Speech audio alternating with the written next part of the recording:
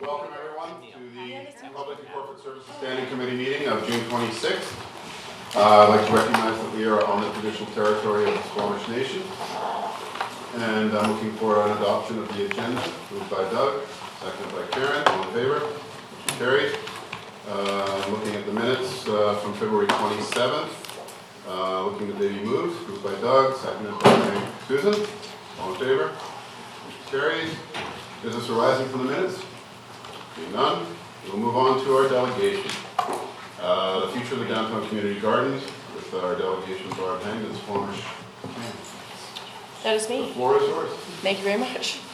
As Peter said, my name is Barb Hind. I am a new director to Squamish CAN, but a long-time community garden participant. I have Mickey Hunter with me, which I'm sure you all know. She's the chair of Squamish CAN. And then Kyla Burrell, who is the garden manager for both the downtown gardens and the Garibaldi gardens. So what we're here for today is looking for a more permanent location for the community gardens because the land that they're on now has been sold, which I'm sure you know. So the community gardens have been downtown since 2012. We currently have 116 spots, of which several of the plots are divided and used by different gardeners. So we have about 120 to 130 gardeners currently just in the downtown gardens alone. There has always been a waiting list to get into this space. This year is a little bit different because the rumor mill is very active about how long the community space is going to be there. So it's people are a little uncertain. So this year I don't think we have a waiting list. Do we, Kyla? Not this time. But normally there is. So ultimately we would like to look for a bigger spot so that we can expand the community garden plots and include more people, especially as the downtown core changes, and it would provide more opportunity. The benefits of the community garden is it is a place for the community to connect. And I got to be straight up honest, I don't live downtown, but I come down to the community gardens at least once a day. And it is an awesome spot to be because people come there, they're working in their gardens, they chat, and it is a real connecting spot. People get to know their neighbors in the community gardens. Community garden members also get an opportunity to connect with the earth. Living on the third floor like I do, there's not much opportunity to touch the earth unless you actually get into the community gardens. And the first part of being connected to your food is actually learning out where your food comes from and the effort that it takes to get that food on your plate. Food policy and food security are all interconnected with understanding the growing process. I'm looking at my notes here. One thing I wanted to say is that Squamish is incredibly unique in the fact that people are so engaged with their food here. I'm a reasonably new transplant from the Lower Mainland, a retired farmer, retired vendor of many years of going to farmers markets. This is the coolest place ever for people to understand their food, want to know where it comes from, want to make sure it's good. The best way to do that is to have a community garden plot. And even if you can't grow enough food for your family within the community garden plot, you can have the engagement with the earth, especially if you have children, to show them where their food comes from, how it's grown, what it looks like when it grows. Mickey and I are in the Mamquam Edible Schoolyard project. And so we have the opportunity to watch children be fascinated with how food grows, and also to notice that there's a lot of children that are afraid to touch the earth because they think their hands are going to get dirty, which personally I don't think is a good thing. But it just, having a community garden plot allows them to engage with playing in the dirt, watching the carrots grow, watching the radishes grow. And I think that's something that should be promoted within community. Let me see what else do I have to say. I think the opportunity to expand the community gardens in the downtown core gives Squamish the opportunity to send the message to other developing communities that a community space in the downtown core is vitally important for the emotional and physical health of people. There is actually a fair amount of research attached to the correlation between working in the earth and mental health. So what we would like to do is we would like the gardens obviously to stay downtown. Specifically, we're asking for, there is a strip of land on the east side of Loggers Lane between Main and Victoria, which is currently fenced, it's the old rail line. That's what we're after, is that particular spot, because it's bigger than what we already have, so we could expand the amount of garden plots. I understand that it's designated parkland. The vision that we have is incorporating a park with the community gardens so that the public is welcome to come into the community gardens and have a look. One thing that I've found by being down at the community gardens all the time is the amount of people from out of town that stop and want to know what's going on. There's a tremendous amount of visitors that come through Squamish, which I'm sure you're very well aware of. They come in downtown Squamish, they go to the brew pub, they get in the car, they walk around, and before they're heading off to Whistler. And I was down at the community gardens one day, and within an hour, I met somebody from Argentina, somebody from England, and somebody from France. And they all wanted to know what we were doing and how cool it was that within walking distance of everything, there was this space where the community could meet and grow food.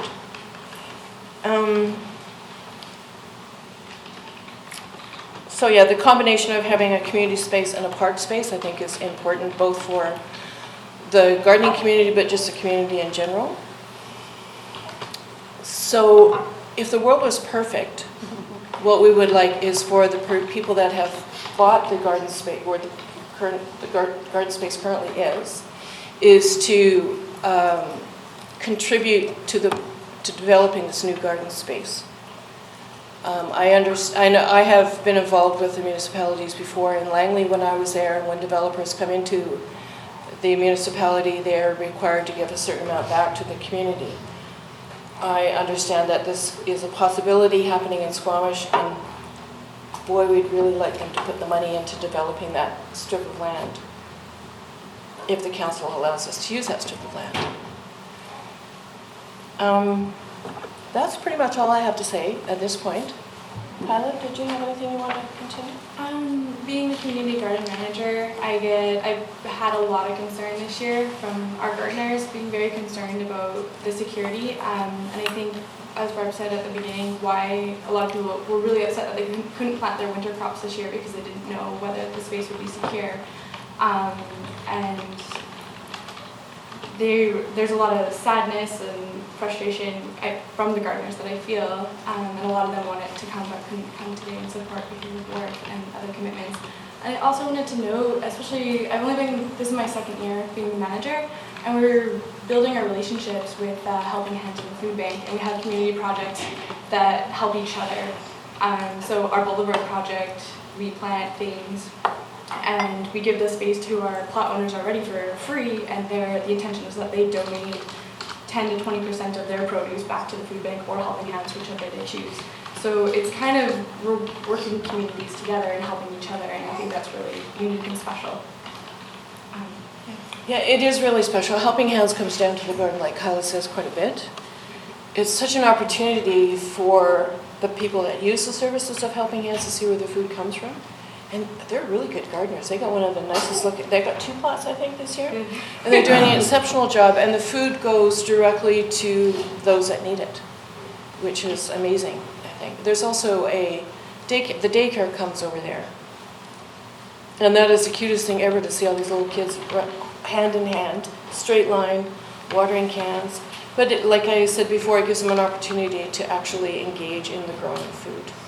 So, did you have anything you want to say, Becky? I just have 2 quick things. Barb picked the beautiful edible centerpiece in the middle, so please pass it around and help yourself. And also, we do have 2 of our community gardeners here today. If you could just wave. So if you have any questions for them. Yeah, there's a lot. Oh yeah. Yeah. It's a very popular spot, and it would be very sad to see it disappear from the downtown core. I'd really like to say that that bouquet, edible bouquet, came from the community gardens, but the other gardeners really frowned on you scooping stuff out of their plots, so it actually comes from the Mamquam Elementary schoolyard. But all of those beautiful things grow in the plots that we have downtown here. So, Thank you. I have Just one last thing. I also want to note that we do provide food security in the way that we make sure there's no barriers to plot fees. So if anyone wants to grow their food and is unable to pay the fees, then we make it work. And same with putting in their time and hours to volunteer. the gardens also are actually a bit of an educational spot as well. I've been doing workshops there for the last couple of years, right from kindergarten to PhD students. And sometimes I gotta say the kindergarten guys know more than the PhD students. I really hate to say that out loud, but it's an opportunity. I did a group there last year. There was about 40 PhD students. Some of them had never been in a garden before. They had no idea. So, because I'm such a nice person, I said, okay, you guys can pull weeds for an hour. And they had no idea what was weed and what wasn't. Like, how sad is that you can't tell the difference between a carrot and a weed? So, of course, I had to make fun of them. But, you know, it is another additional opportunity that is not obvious in a community garden. So. Thank you. Yeah, I think it's increasingly more and more important for kids to be able to get their hands dirty, as you say. My mother was a master gardener. I grew up at her elbow. You know, it's from a very young age, planting veggies and flowers and all that stuff. So I really appreciated my kids do it. I've seen what you guys do at the Mamquam School. It's amazing. Watch the kids out there. Yeah. It's a real learning experience. And especially in this day and age where a lot of the stuff is laced with pesticide stuff that we buy in the store. So it's great to be able to grow your own that is clean. I have a speakers list. I have Patty first, then Susan and Doug. Yeah, thanks Mickey and Barb and the whole gang that's here. Yeah, these are phenomenal, these community gardens. I was involved in building the straw bale Mickey shed. said it's movable, by the way, so I know. we'll be able to move it just on the other side of the park. Yeah, we actually thought of that when we built it. We thought, because we didn't think it would be there this long, so it's amazing it has. And so I agree, it would be great to we need to find something downtown. Our challenge is the municipality doesn't own a lot of land. The challenge with that strip is, the current vision is active transportation corridor all the way along Loggers Lane. We widen Loggers Lane. So, well, would be putting a separated pedestrian biking off of the truck route, because that is the only truck route into town. Okay. But that said, I'm absolutely open to garden plots in our parks. As you know, there's a small one in the Eagle Wind Park. And I think the school district owns a lot of lands, and seeing these types of things maybe in conjunction with, I know you guys would like to get them into other schools and there's funding capacity issues there. But I absolutely think we need to find a way to get these embedded into the downtown in particular, into our more densely populated areas, of which downtown is definitely the main area. And maybe Sue's here too, so if we can maybe move the map so we can go closer to Buckley Avenue. And we have that entranceway where we have the tulips and that signage there, but there's an empty lot there. It's partially municipal, partially crown. See where that green triangle is? Yeah. I don't actually. We have a bit of a, there used to be a sign there. I think the sign's been taken out. Oh, okay, right on the corner of Buckley and Cleveland. Yeah, and there. because that's one of the only municipal lots we have downtown. We could certainly look at, I'd be open to looking at some in any and all of our public parks. The thing that we're in, you know, like I say, if the world was perfect. So it's walkable distance for people, because if people have to start getting in their cars and driving, the maintenance goes down, just the whole connection, plus you're getting in a car and driving as opposed to doing something sustainable like walking. Yeah, and the challenge is we just simply don't have land. You just knock down this building here. Well, Make a great garden plot. And when we do, because this building is a leaky sieve, Yeah. that will be part of the contemplation. Yeah. For sure. But I think there's a big conversation to be had with the school district. They have a lot of land, and obviously the educational piece is always an important factor in it. Do you know if they have land downtown? Well, they Available own- land downtown? They have the elementary school and they Oh, I have, see what you mean. they have Okay. 20 acres or something, yeah. High school, elementary school, that whole area, Oh, okay. yeah. And they actually own quite a bit of land down, just a block down from Second Avenue right here. They have their yard there, but Okay. Oh, Yeah. yeah. But absolutely, I think it's fundamentally important. And you're going to see more density sort of at the entrance of town anyway, so it's not just simply, Well, Buckley Avenue is not that far away. Like, No, if you can't yeah. walk that far, you're in trouble. and the only other piece we have is the Rose Park. It's mostly treed and not great sunlight. Anyway, I think I'm totally open. I think council would be totally open to, I think we absolutely see the value, the importance. You don't have to convince us of that. We just need to figure out how do we strategize this into all the neighborhoods, but predominantly those more densely populated neighborhoods. Especially areas where they don't have a lot of green space around them, like as the downtown core develops, Exactly. it becomes more important. Yeah. Do you know when they plan on breaking ground at where the community gardens are currently? I don't know if there's anyone from planning that can speak to that. I don't think, well, maybe Jonas can come in. I'm not sure where they are in the planning process. Because I'm curious as to whether we can squeak another growing season out of it. It hasn't come to council yet, so. I Yeah. haven't seen anything. Okay, so that implies that we've got a bit more time. Because I think at this point, it's October 30th was the date that we were finished. October 31st. Yeah, we can get Jonas to maybe speak to that. But thanks, guys. Sue, and then Doug. Thanks. So, can you go back down? Actually, stay up there, the Eagle Wind Park entrance there. See next to the tennis courts there? So the tennis courts, and then right next to that, there's an open piece of land there that it doesn't get used much because it's got 2 picnic tables in it, but it tends not, it's really away from everything. There's already gardens in that area, but that piece of land there is rarely used for anything. So I'm wondering about that piece of land, and also in our park, not on the extension of but we actually own the park. So, and the park is also, we took out the BMX track, and where the BMX track is on our piece of land there, Which park are you referring to? the one right across. When they are, Oh, I see, okay.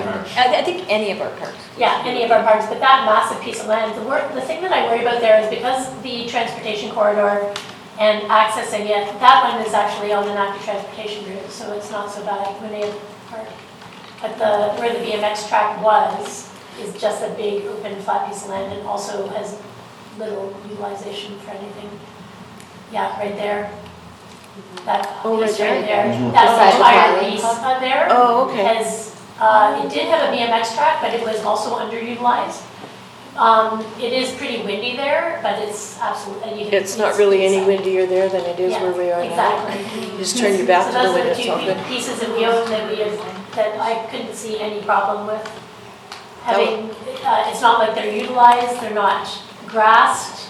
It'd actually be cheaper for us to have a community garden maintain the area, so. That would be a good spot because it's the proximity is very close to where it Exactly. already is. Yeah, and there's a crosswalk there as well, so. Yeah. I would not be, like that corner triangle at the entrance there is just too awkward and there's trucks because of the truck route going by. It'd be too dangerous to put pedestrians in that area, so. Do you know how big that space is? Susan, like, could we fit 110 plots in there? I think if you mix the 2 areas, I think that'd be viable, because you have both the properties, but a mixture between that area and the one next to the tennis courts are 2 Oh, areas okay. that are completely underutilized. Linda? Thank you to the chair. At this point, staff, we do have a process for people who are interested in our land, and certainly real estate could go away should council direct us to engage that process in terms of our own land, rather than trying to figure it out right now. Right, I'd be worried that any land we offer, there's only private land in our downtown, we have very little control of anything else, and any private land is going to be densified in the next few years, so it wouldn't be secure. So you want, for garden plots and for the purpose of community gardening, you want something that is secured and guaranteed for at least the foreseeable future until we utilize our land or until our land gets utilized. But the one in the Eagle Wind Park is not something that gets utilized at all. Thank you. Doug? Then Patty and Karen. Thank you, and the mayor said a lot of what I was going to say. I had a question though, because the gardens are on those two plots at the end of that one property, I think it's 915 and 913, but also on 2nd Avenue. Do you manage that one as well, 1361? Yes, we do, yeah. But that one's staying for the time being? It's Do you not? know, I don't know the answer to that. actually. I haven't had a definitive answer from the owner of the land. I just heard that she told me the one with the 2 parcels may stay longer than the other one. So that is it 6-1 or 5-1? 1361? 6-1, the feeling was that one was going to go first and the other ones may stay one a little bit longer, but there was no, it was just very casual, nothing confirmed. Yeah, it's hard to predict the timing because these are private land, although I can tell you, unless I've missed something, we haven't seen zoning applications for either one of them yet. That's good. And so that process by itself takes a little bit of time before they can actually start thinking about breaking ground. Can you So define a little bit of time for me? Like, just because I'm unfamiliar with the process. Is it like a month? Is it a year? No, it's closer to a year than a month. Okay. Because then if we know, then I can let the gardeners know they can plant winter crops, but otherwise, Yeah, because this is the time to do it. the only thing I could suggest is talk to the owner, but Okay, yeah. in reality, I don't know that there's anything going to happen there in the short term. The park on the property, on the waterfront is problematic, as the mayor pointed out, and that strip certainly, because we've had other thoughts about that with the truck route and utility corridor and things like that going down through there. Using the park generally, I'm with the mayor. I mean, I think that's one of the things we can think about in some of our parks. And if you look right through there, there's 3 blocks right from City Hall basically to the water. There's parkland, and it may be possible to find some portion of that. The waterfront park at the moment, I think, personally, is a bit problematic because we haven't come up with a design yet as a council. We haven't come up really with a vision of how we want to develop that property. It has to be, among other things, a dike and part of our dike system. And if you see the dike to the north, that's going to extend all the way along the blind channel. Not necessarily sheet pile, but we have to get the elevation. If it's a soft edge or a hard edge or whatever it is, and we just frankly haven't turned our mind to that yet. So to say that we could put a garden on a corner of that may not be, in fact, the way it ends up if it's a dike. We might have the dike back on that property. So there's a lot of variables there. It's a little bit tricky to try and do it. And the downtown property certainly is scarce, as you know, and we only have so much as a district. But I would tend to agree if we can find spots in parks or under hydro right-of-ways or things like that that are, we can make a deal with. I'm absolutely in favor of that, and I'm just trying to think of other parts. I know that the Rotary Club has got a garden up by the golf course underneath the hydro right-of-way, which I thought was kind of imaginative use of that land. Oh, that's us now. Let you know? Yeah. You're taking it over, right? Yeah. Well, that's right, I beg your pardon, yeah. Mhm. So I think, there's opportunities like that for around the community generally, and certainly we can support that. Downtown is just a bit more problematic because of all the pressures on the land base. Okay, thank you. Patty and then Karen, and then we need to wrap it up in light of other items on the agenda. Appreciate that, thank you. We could sit here and sort of pinpoint a whole bunch of different plots of land and debate them. But I think rather than that, we should focus in on a strategy to get these, and this is where I'm looking for staff more, how do we incorporate them into the vernacular of our park system more? And I think I agree with Susan, I think there's lots of potential at Eagle Wind, but what I'm looking for is staff to come back with a bit of a strategy, not just to use municipal land, look at crown land pieces, look at school district pieces, to see where we can do these, and not just replacing the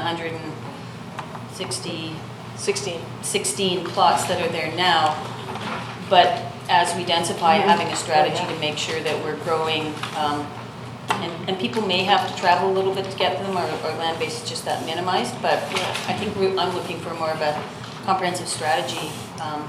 Immediate need for you guys to move into hopefully in the next 6 months or so, but a strategy that includes a variety of different locations in the whole community and includes a look to growth. Thanks, Matt. Great. Karen? I wonder if you've given some thought to what's the ideal size, minimum size for a community garden. So this is the first year I haven't had my plot in a community garden. But one of the things I enjoyed about it was, like Barb said, the community part of it. There was a critical mass of people, so that you saw people. I didn't know what I was doing, so I always appreciated having other people there to ask. And so when we think about where these go, my question is, how small is too small? Can I speak to that? Because when I was associated with community gardens when I was in Langley, and they were probably 4 feet long, or 4 feet wide and 6 feet long. These ones here are 4 feet, 5 feet, 4 feet by 12. The smaller the plot is, I think the less inclination people are to get really involved in gardening. In my plot, Barb, I'm talking about the whole, like. oh, the whole thing, number oh, of not just the gardeners, actual or like specific. 30 gardeners, like, what is a great size in terms of like maintenance? To create a community, is that the? Yeah, like, do we want 5 little plots spread all over downtown? It gets Or would tricky we like, for infrastructure, because we provide a shed too, so the cost could add up if we have to build a bunch of small sheds, just to store like essential gardening tools. so maybe that's one thing, if we're gonna direct staff to do some work, I think it would be great if Ken could sort of think about what makes sense for us in terms of maintenance. You know, what's the minimum size that, I would think like 30. I would say like 60-ish, because we have the Garibaldi one. And, Yeah. okay, that's, And they're 57, and like our work parties, out of all those people, I'll get like 5 people coming for the So, work party. it's just food for thought to Yeah. sort of feed back to our staff so that we know Yeah. what sort of size of area we're looking at that makes sense for us, but also for you, and to generate what you're trying to generate, which is I think connected. Question, yeah. Kyla's comment about it being 60 would be a good number to shoot for. Because you get a whole diverse community of gardeners and people. The smaller it is, sometimes you get people that know how to garden, sometimes you don't, and you don't get the interaction. We have a lot of new gardeners coming in. Yeah. Patty's telling me she has a motion before, Yeah, so. I have a motion for the committee to consider that council direct staff to explore relocation of downtown Squamish can community gardens on existing district parks and lands, and that staff develop a strategy to include community gardens throughout the community, in particular in areas with multifamily housing. If it's seconded, yeah, and I don't think we're looking for some crazy, 300-page strategy. More of a bullet points of parks that may be good locations for them, crown lands if they're strategic, school district lands, and if there's way through development processes to ensure that in some of these multifamily we're getting more of these kinds of shared use space. So I'm not looking for a massive thing. I'm not necessarily looking for it next week, but sort of broad terms of how we make sure we're incorporating this into our day-to-day conversations. I'll call the question. Or did you want to add something else? Just speak, was it seconded? It was, yes. I think it's very important to focus on the size because, as Councillor Elliott pointed out, because occasionally in rezonings and development applications, we have the opportunity to get not just community amenity contributions, which is what you mentioned in your presentation, but sometimes dedication of bits of land.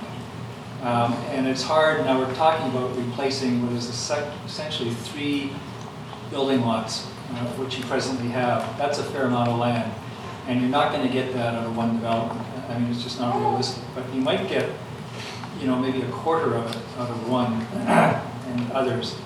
So there's sometimes are those opportunities. It's very site-specific and it depends on the development and it's a negotiation. But I think it's important for you to focus, to tell our staff what you think the minimum size would be to make these efficient. because it's not something we're going to invent. It would be helpful if we had your input in that. Well, thanks very much to everybody for coming today. I'm going to call the question on the motion that's just put forward. All those in favor? Opposed? Motion carries. Thanks very much. Thank you very much for doing it. Hopefully you'll give us some help, and thank you all for coming in the back there. Moving on to the next item, which is business. It's the Regional Transit Memorandum of Understanding.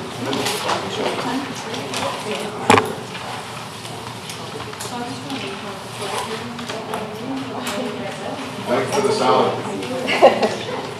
Thank you. I'm gonna let that go away. Yeah, one thing I may mention, if Linda's still listening, is that there may be a bit of a short-term strategy for the immediate need of the community gardens. Somewhere that 2 or 3 years from now it may be relocated again, but Wayanad Park and some others may be part of that consideration, depending on timing of dike, but just wanted to mention that there may be an interim strategy to make sure we don't dislocate them. No net loss of garden plots is what you're saying in the short term? Yeah. One of the cost of food. Melissa, can you send that back to me? Absolutely. Thank you. Oh, look, I got the wrong page. Oh. Thank you.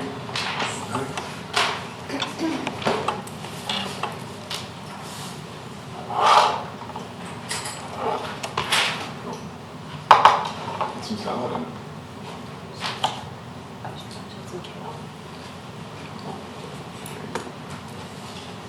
Well, Ms. Glenday, the Regional Transit Memorandum of Understanding, the floor is yours. Thank you, Chair. Linda Glenday, CAO here at the District of Squamish. A couple things. This slide does not have Squamish logo on it because it's a summary or a abridged version of what was presented to the elected officials on May 28th. So I didn't update the date either, but that was an oversight. So I'm here today to talk to you about the Memorandum of Understanding that is proposed for Council to endorse. Sea to Sky Regional Transit System is something that our Council and others have talked about for many years. The province has indicated to move forward with endorsing work to come up with the system requires that the Sea to Sky governments all endorse going forward, and that means in the form of a Memorandum of Understanding. I'd like to preface this presentation with what's in your package attached to the MOU is proposed funding, but that's not part of the MOU, that's information for Council. So the regional context, I know you're all familiar with in terms of the growing pressure on our highway. There was completed a Sea to Sky corridor regional transit study by BC Transit. It got 2,000 responses. Obviously people are interested in regional transit, and it's this study that has informed at this point the service hours and number of buses that are proposed in the MOU. I can show you more detail on the service hours proposed, but again, similar to the funding, or same as the funding, it's really a very high level initial proposal in terms of informing elected officials. However, there's no commitment to it, and further specific discussion around the actual detail of service and funding will occur should all the governments agree. Obviously our region is growing, traffic's a concern, as well as the growing number of people commuting in single occupancy vehicles. Some benefits: reduced environmental impact,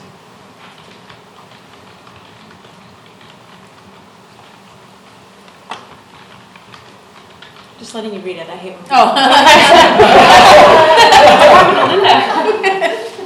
I know you can read.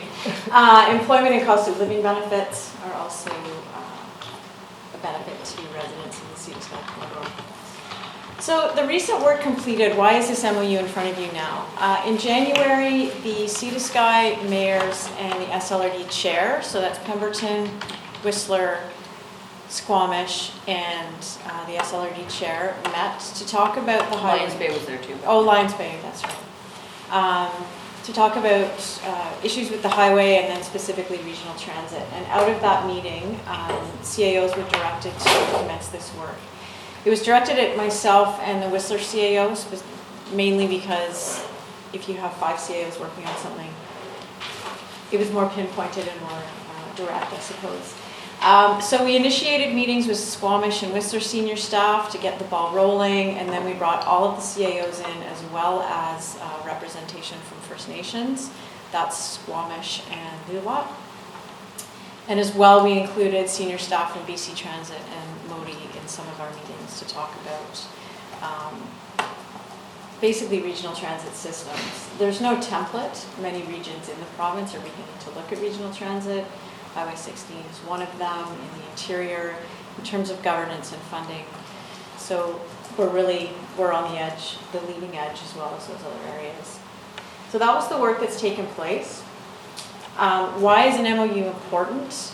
A united approach is required. So the province wants formal endorsement from the governments to indicate that you and the other governments are all on the same page in terms of wanting to pursue a regional transit system. And then at that point, once that indication is formal, the province will endorse their staff to work with the regional staff on funding and governance models.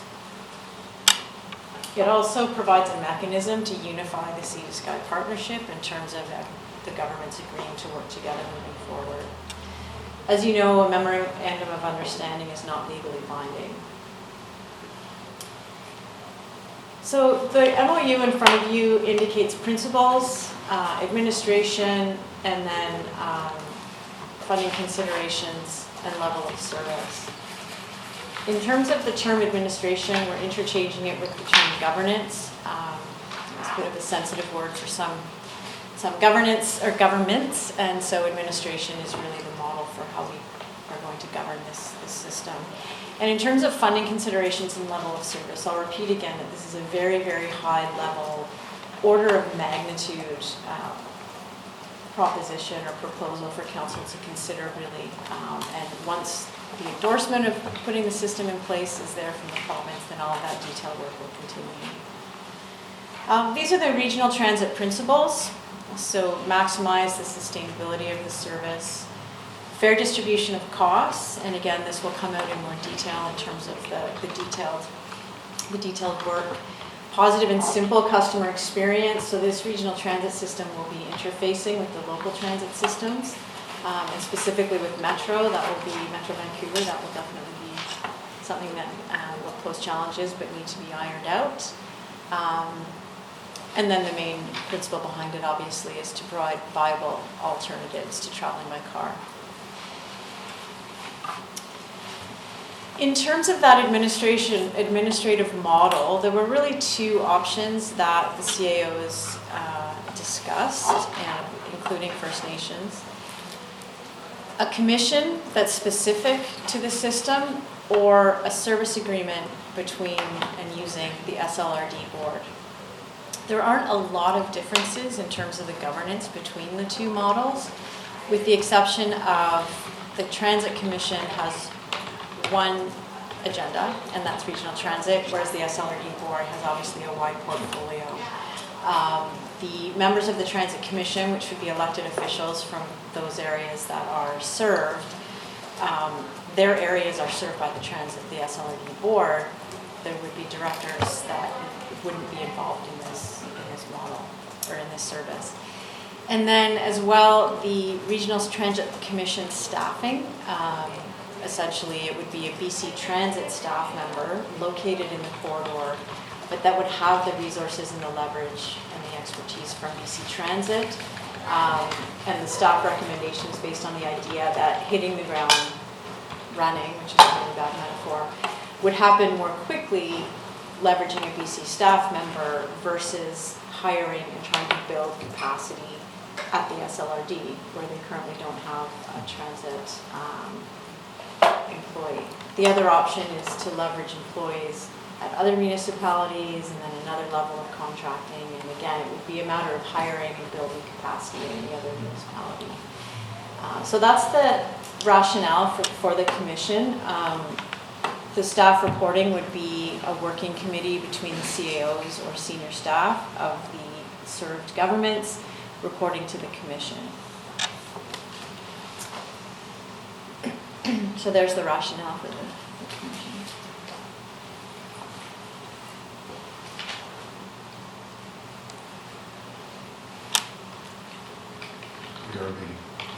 You've read it. Okay. No judgment on how fast you can. So funding considerations. I know there's been a lot of talk about leveraging fuel tax. The province at this time has indicated to staff that to demonstrate commitment in the system, they expect that the local governments and First Nations contribute to the service, have skin in the game, so to speak. So based on that, the funding considerations that are provided show a level of contribution from the local governments. This is not staff presupposing that that will be the case, recognizing that there are councils that prefer that zero goes into the regional transit, it's a provincial highway.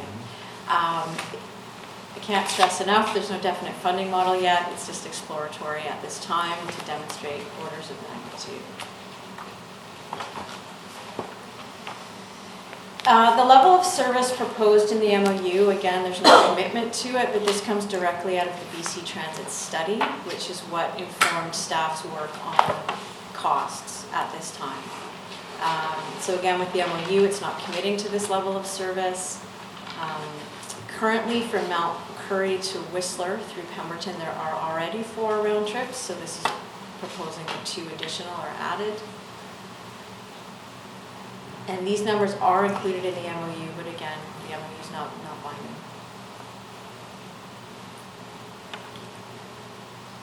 Did you want to talk about these as we go through? It's up to you. The next was just numbers. Anybody has any comments? Sue first. You want to wait? Okay. Okay, I thought we might.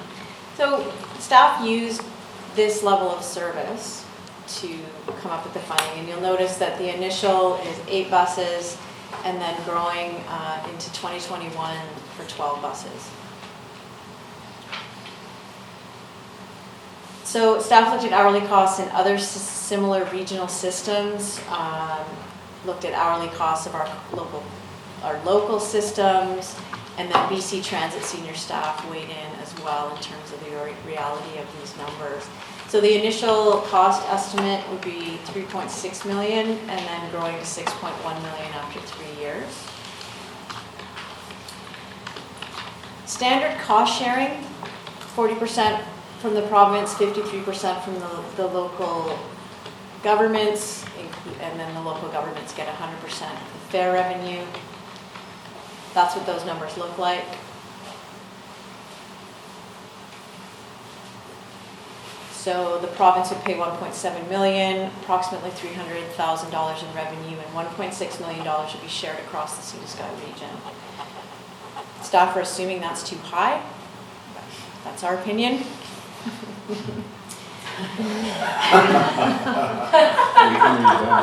Exclamation point. Yeah.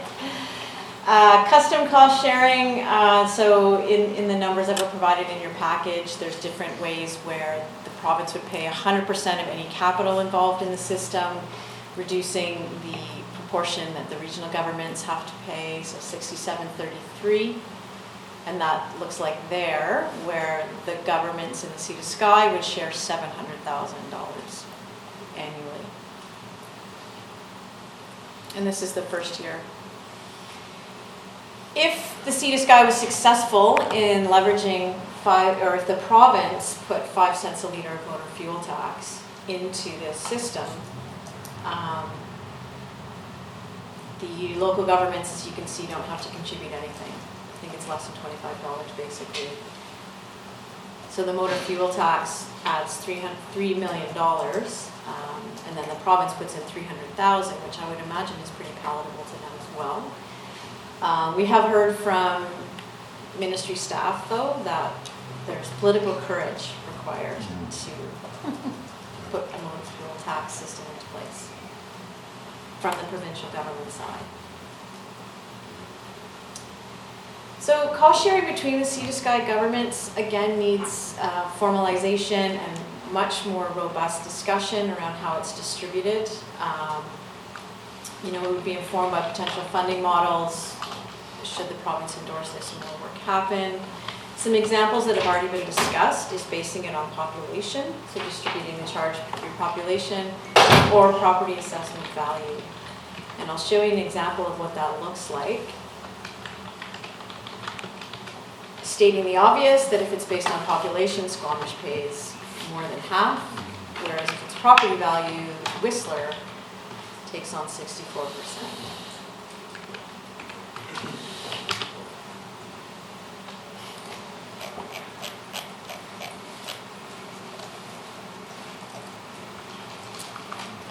So again, just to reiterate, consideration of the Memorandum of Understanding, the purpose is to be able, or so the elected officials of the Sea to Sky can go to the provincial ministries, have endorsement to move forward with work on a regional transit system, after which the provincial staff and local government staff will work on the detailed service hour proposals and funding considerations for the local governments, as well as the proportionate sharing. And that is the end of my presentation. Thank you, Linda. So for speakers, I have Sue first, then Patty. Thank you. So, the MOU, I think, working towards some sort of regional transit committee to actually look at funding models is a really good idea. I don't mind signing. The MOU is a valuable thing to do, and I feel like we're really far behind in getting a regional transit committee going. It's been years and years and years. Even looking at collecting our gas tax feels far behind. So regardless of whether we spend gas tax on the regional transit system or not, regional gas tax funding can go towards transportation initiatives. I'm not convinced that this is the model. I totally agree with staff. The amount of money, $6.1 million split between our communities at the very outset, if we don't have any other partnerships, is too much. $1.7 million is too much. I'm skeptical of the fare revenue model that will actually take in $300,000 in fare revenue. But I think that going forward with an MOU so that we can explore funding models for regional transit is a great idea. I don't think BC Transit is a model. Having to build an entire new infrastructure system in order to afford this one model seems totally unreasonable. We have private vendors and ride shares now picking up the slack in between our where there's a market. You're going to have private vendors picking up the slack, and that's what's going on right now. We have regional transit and buses currently going up and down the highway, filling in the niche that is needed. I've been using ride shares, and they work really well, and the cars are full, so that's really exciting. So that takes cars off the road as well. So there's ways that you can get down the highway now without taking a single family vehicle and one person, and they go all day long anytime you want to go. It's amazing how that's expanded.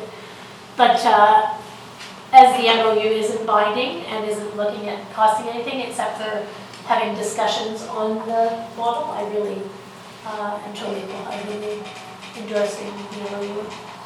Likewise. Next is Patty. Yeah, thanks, Linda. Generally agree with Councillor Chappelle. I think this is just one of many solutions that we need to figure out how to get people from A to B to C to D. One thing that in our discussions with Minister Trevena in September was there was a hint that the government was possibly looking at not making the carbon tax revenue neutral and actually using the revenue from carbon tax to pay for regional transit. So I'd like to get an understanding from the government if that is still something. She seemed to, she didn't say anything definitive, but she seemed to say that they were looking at that more favorably than motor fuel tax. And I'm not sure if discussions between staff members have explored that or not. Generally think this is a great first step to get the MOU started. My one challenge with the MOU is on page 15 of the report, where it says it's suggested that the regional transit service start with 6 round trips per day on Prairie Pemberton, Whistler, and 6 round trips weekday and 4 round trips weekend for Whistler Squamish Metro. I prefer we take that out of the MOU. I think that's sort of, I know it's based on a survey that was done a couple of years ago, but it does sort of set the starting place for the discussion, and I'm not sure, particularly if we end up with a system whereby it's population-based pay, that we want to prejudge the conversation on trip routes to Pemberton and trip routes to Whistler and Lower Mainland. So, especially considering there's, 10 times the population in Squamish Valley compared to Pemberton. I would suggest we take out that one thing that just sort of presupposes that conversation. I wouldn't want to set that conversation up from the beginning as that is the starting point for the conversation. Do you want to respond to that? I'm sorry. Do you want to respond to that? Sure, thank you, Chair. Certainly in talking with other staff this morning actually about that part of the MOU, similar to the funding, perhaps it doesn't need to be in there. It's based strictly on the BC Transit study and isn't binding. I don't think there'd be opposition to taking it out, with the exception that District of Squamish, SLRD, and Squamish First Nation are three that have not yet endorsed signing the MOU, whereas the other local governments have. So in terms of timing to sign an amended MOU would take going back to the councils that have already done it, which doesn't mean to say that can't happen, but that's just a caution in terms of timing. And maybe there's a way to get agreement out with that. But anyway.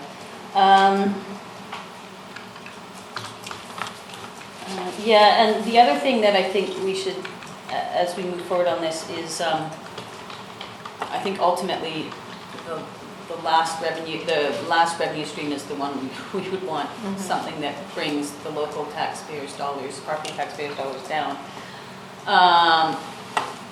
But in the meantime, these are significant budget increases for municipalities. So, and particularly over a fairly short term, even in 3 years, going up an extra amount of money that need to be strategically put into financial plans. These are not easy adjustments. These are multi-% increases in taxation for 3 to 5 years, essentially, as this rolls out. So, depending on the funding mechanisms, an internal financial strategy on how we may move towards this in a least impactful way possible with our tax base is probably in order. Thank you. Karen? Thanks. I think the MOU looks good. I don't disagree with the mayor if we can just cost out roughly what the service looks like with service hours rather than routes and number of round trips. I know it's just a starting point, but it's one of the things I trip over. So if it's possible, it'd be great if the parties that have already signed it could maybe look at that again. The other thing just on costs is, does the cost estimate include, in terms of operating costs, actually running the commission and the salary for that position, or is it just, are these numbers just service hours? Like, there's administration to having a commission. Yeah, that's a good question, and I can't confirm 100%, but based on my conversations and knowing how the funding models are put together, that it doesn't include the administration. Okay, and do those capital costs include anything that Squamish would need to build to accommodate a regional bus stop? Yes, it does. Thank you. Thank you. Doug? Yeah, thanks. We have struggled with this for a while, and I think this is a good first step, and it certainly is high level. There's a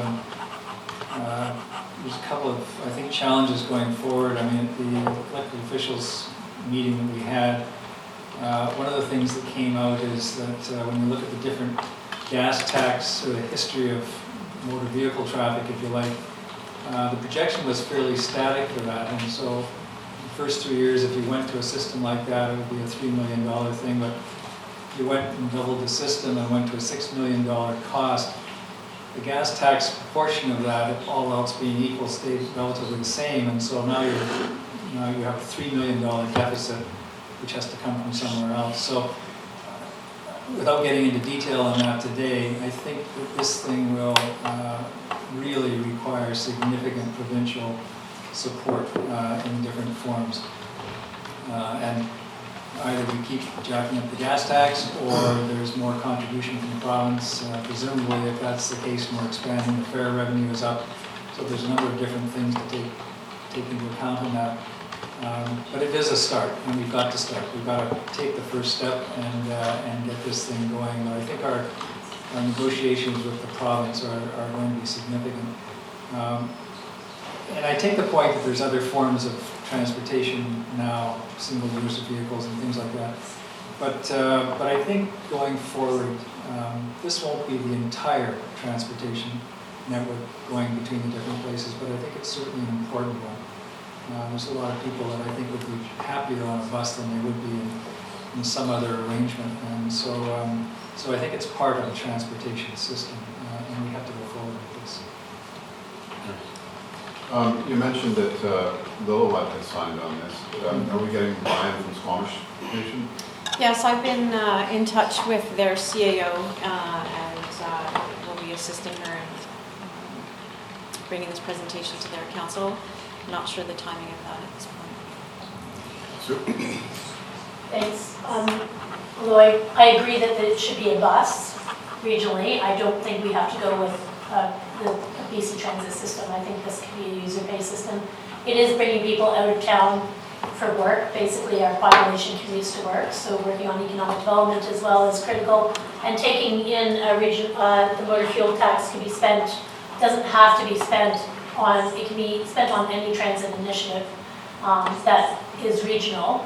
And we have to keep in mind working on a Whistler bus, Squamish to Whistler bus system. We had this bus system before, and we're paying half. It just wasn't a model that was supported by Whistler long-term as far as financially.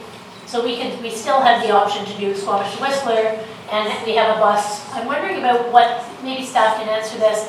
Is it possible to put out an RFP and have companies come to us and say, I'm willing to provide regional transit system and give us a cost estimate, so that we can look at partnerships with private vendors as opposed to with BC Transit, just so we have the numbers at the same time, because I think that we're just going down one road here and one financial basket of basically funding where we have to build infrastructure that is already being managed by private companies. So, private companies can drop off in downtown Vancouver without building an entire transfer station, and they go directly, they don't have mandates to have to stop in any community. So it may not even be viable for BC Transit to provide service if they have to stop a multitude of times on the way down. So I think that at the same time, while we're looking at funding models for regional transportation systems, which I view this MOU as that is the option we're looking at. What are the funding models? Can we use the carbon tax? Can we use the motor fuel tax? What are the different baskets of funding that we can use? But while we're doing that, I think we need to look at other models. We can't just always rely on our communication with the province, or we need to be doing all of those things at the same time as possibly looking for other partnerships in the privatized community to be able to supply the same services. Because if we go private, we don't have to have an expansive regional model, and we don't have to have other partners on board, and it's much less of a cost, because we're not paying for infrastructure that runs from Lillooet to Vancouver in a government system, which will be a larger cost, because we're splitting the cost of an entire regional system amongst partners based on population base, or based on routes, or however it's based. But either way, it's going to end up being less affordable than actually looking for an RFP to provide the same service to our citizens. So back and forth from Vancouver. Just to clarify, it's Lillooet, not Lillooet. Thank you. It's the First Nation, not the city. Yeah. Right. Thank you. Going over the duck. Yeah. Tuffy. And do we need a motion to move that MOU out? Yes, please. I recommend a motion.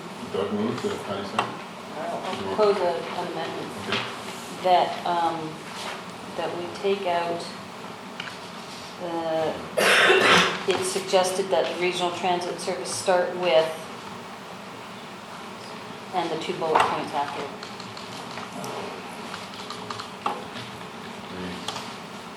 Need a second for the amendment. I'll second the amendment. And I just, as soon as it's in the MOU, I know it's not written in stone, but it becomes the starting point for conversation, and I think there's a lot more information we need to even contemplate that as the starting point for conversation. And I think it, just based on population, it doesn't make sense to me. And Doug, one more final comment? Well, the concern I have with the amendment is that some councils have already approved this as is. So if we amend it and send it out, then it has to go back and this conversation starts all over again. And I'm not in favor of that. I think that's the reason we haven't made progress over the last few years, is because we keep sort of picking away at this thing and we don't kind of get together. I don't have a problem with putting that in the thing. I mean, the mayor of Pemberton at that meeting said they already fill 4 buses, going to 6 is almost a slam dunk. So I don't think it's important enough at this stage to stop the process, reset it, go back to all these other councils for their views, which may or may not agree, and then try and go forward again. I think I'd just rather go forward, so I'll be opposing the amendment. You on the amendment? I'll be opposing the motion. For the same reasons as Councillor Race speaks to, I will be opposing the change as well. I really, that was also public engagement. So I think we do have to include the public engagement portion in the MOU. And because it's not binding, it really doesn't matter. We're going to be deciding on bus routes in the future. Jason, on the amendment? Yeah, I'll support the amendment. I'm actually concerned that one of my major concerns of this whole regional process is that we're going to get stuck with a system that doesn't serve Squamish as well, and we're going to foot the bill for it too. And I'm not in favor of that kind of system. If we're putting money into it, and we're the major funder, then I think we should have a pretty significant say on what routes are served. Right. Yeah, I've no problem with keeping the service hours and that type of thing. Councillor Chappelle has pointed this out many times, and I agree with her. The methodology of the surveys and stuff was deficient, and I don't think ideally reflective of the need out there or the perspective out there. And I just think that, should this amendment fail, I'd suggest that we support the MOU, but also maybe have a follow-up suggestion that we start the analysis of the trips at 0. Like, we don't predetermine what that could be. So if the amendment does fail, I suggest we take a different route to communicate our concern with this piece of the MOU. I'm going to call a question on the amendment. I'm in agreement with Doug, and I think we just need to get this moved forward, but I do agree with Patty's comments about addressing those bullet points. So I'll call a question on the amendment. All those in favor? Opposed? Say the names out loud, Peter. So I just said with the opposed. Opposed? You have to say their names for the minute. Opposed, sorry, You yes. don't have to say it louder. Yes. Opposed, Kent, Race, Chappelle, but. Motion. No, sorry. Kent, Race, Chappelle. So it's tied, so it's Yeah. not. So we're On the main motion? on the main motion. Yeah.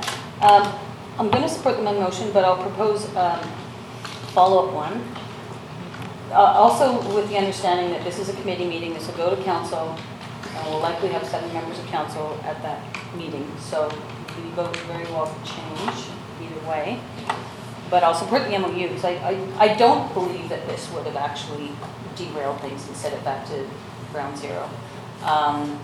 But I think we should move forward with the MOU, but articulate our concern very clearly about the suggested regional transit service start. So on the motion alone, all those in favor? Opposed? Seeing none, motion carries. Patty? Yeah, I'll recommend a motion, if it's seconded, I'll speak to it, that Squamish articulate concern around the transit service start. Those 2 bullet points, I'm not going to read them off. And that conversations, subsequent conversations are open to a different formula. Sorry. All those in favor? Any amendment? Opposed? Seeing none, motion carries. You have what you need, Linda? I do, thank you very Great. much, Councillor. Thank you very much. And moving on to the next item, we're running a little bit late, but we have Dora Gunn here for transit expansions and maintenance facility somewhere. And Lisa's here, so. So she's just getting BC Transit. Thank you, Dora.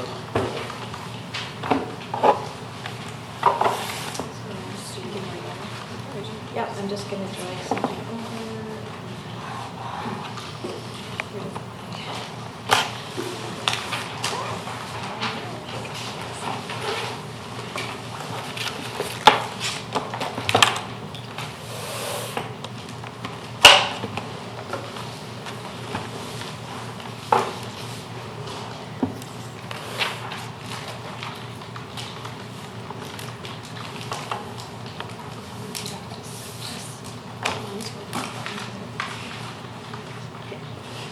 Thank you, Dora.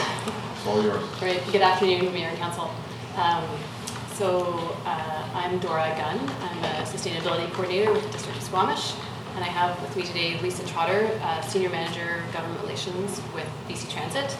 And today we're talking about a proposal for transit expansions in the next 3 years, as well as the capacity of the transit maintenance facility. So an overview of the presentation.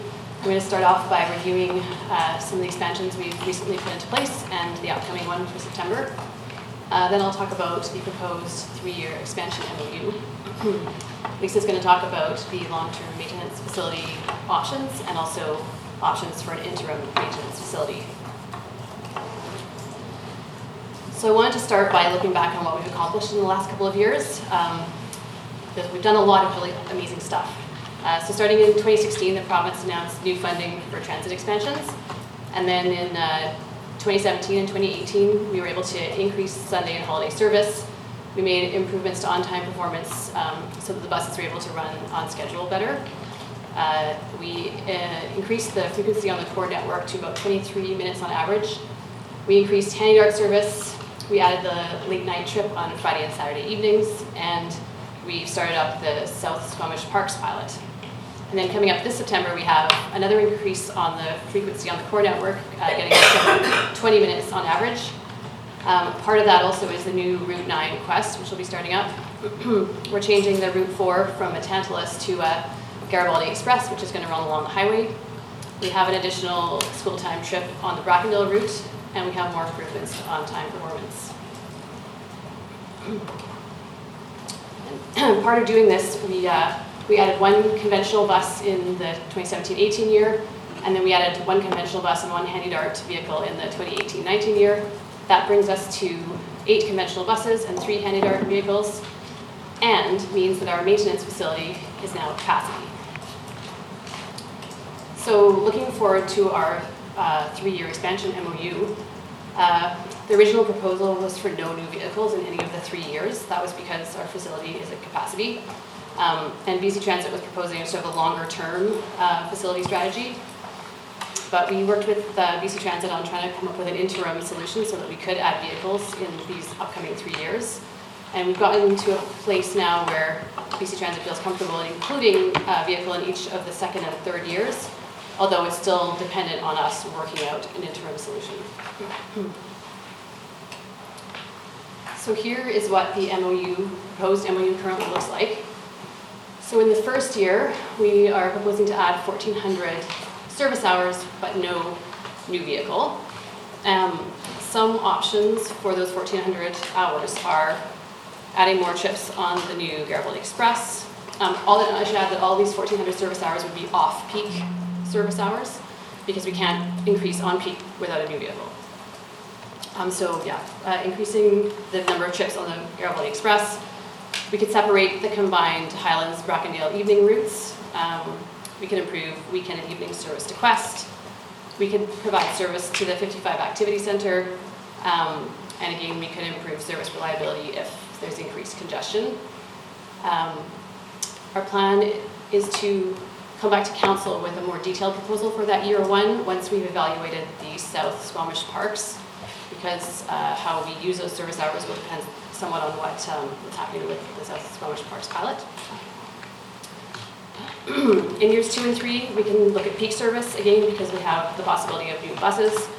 And if we did choose to use those 2 new buses on the core network, we could actually increase our frequency to 15-minute service on the core network. So I should add that this is a proposal, and if council feels that this is too low as far as expansion or too high, we're certainly open to feedback on that. This is not final by any means. So now I'm going to hand it over to Lisa to talk about the maintenance facility.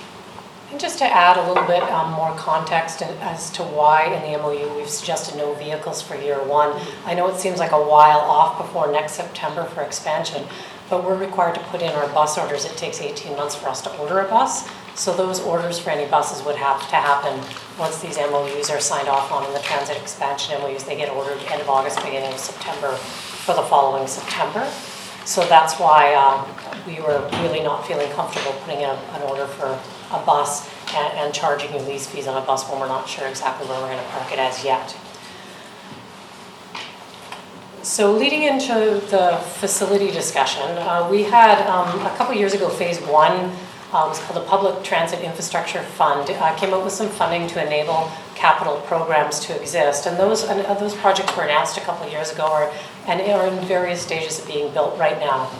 We were hoping with the second phase being announced that we might be able to look at a solution for a Squamish facility once it became at capacity as well. And this particular program, now being branded as the Canada Infrastructure Program, Investing in Canada, allows for the federal government to pay 40% of the building of a new facility, exclusive of the land. 40% the province would pay, and then that brings the local cost down to 20% of the cost of the facility. So, that's an excellent investment to allow communities to be able to continue to expand their transit in areas where we've had a lot of population growth. We have now signed a deal for this particular infrastructure fund. However, the very first priority for us at BC Transit is to make sure that our core transit stays intact. So the initial money in the years for the next few years will be in refurbishing and our bus fleet. So as buses are becoming retired, as they're no longer useful, we have to purchase and acquire new buses. So that's the first portion of the funding.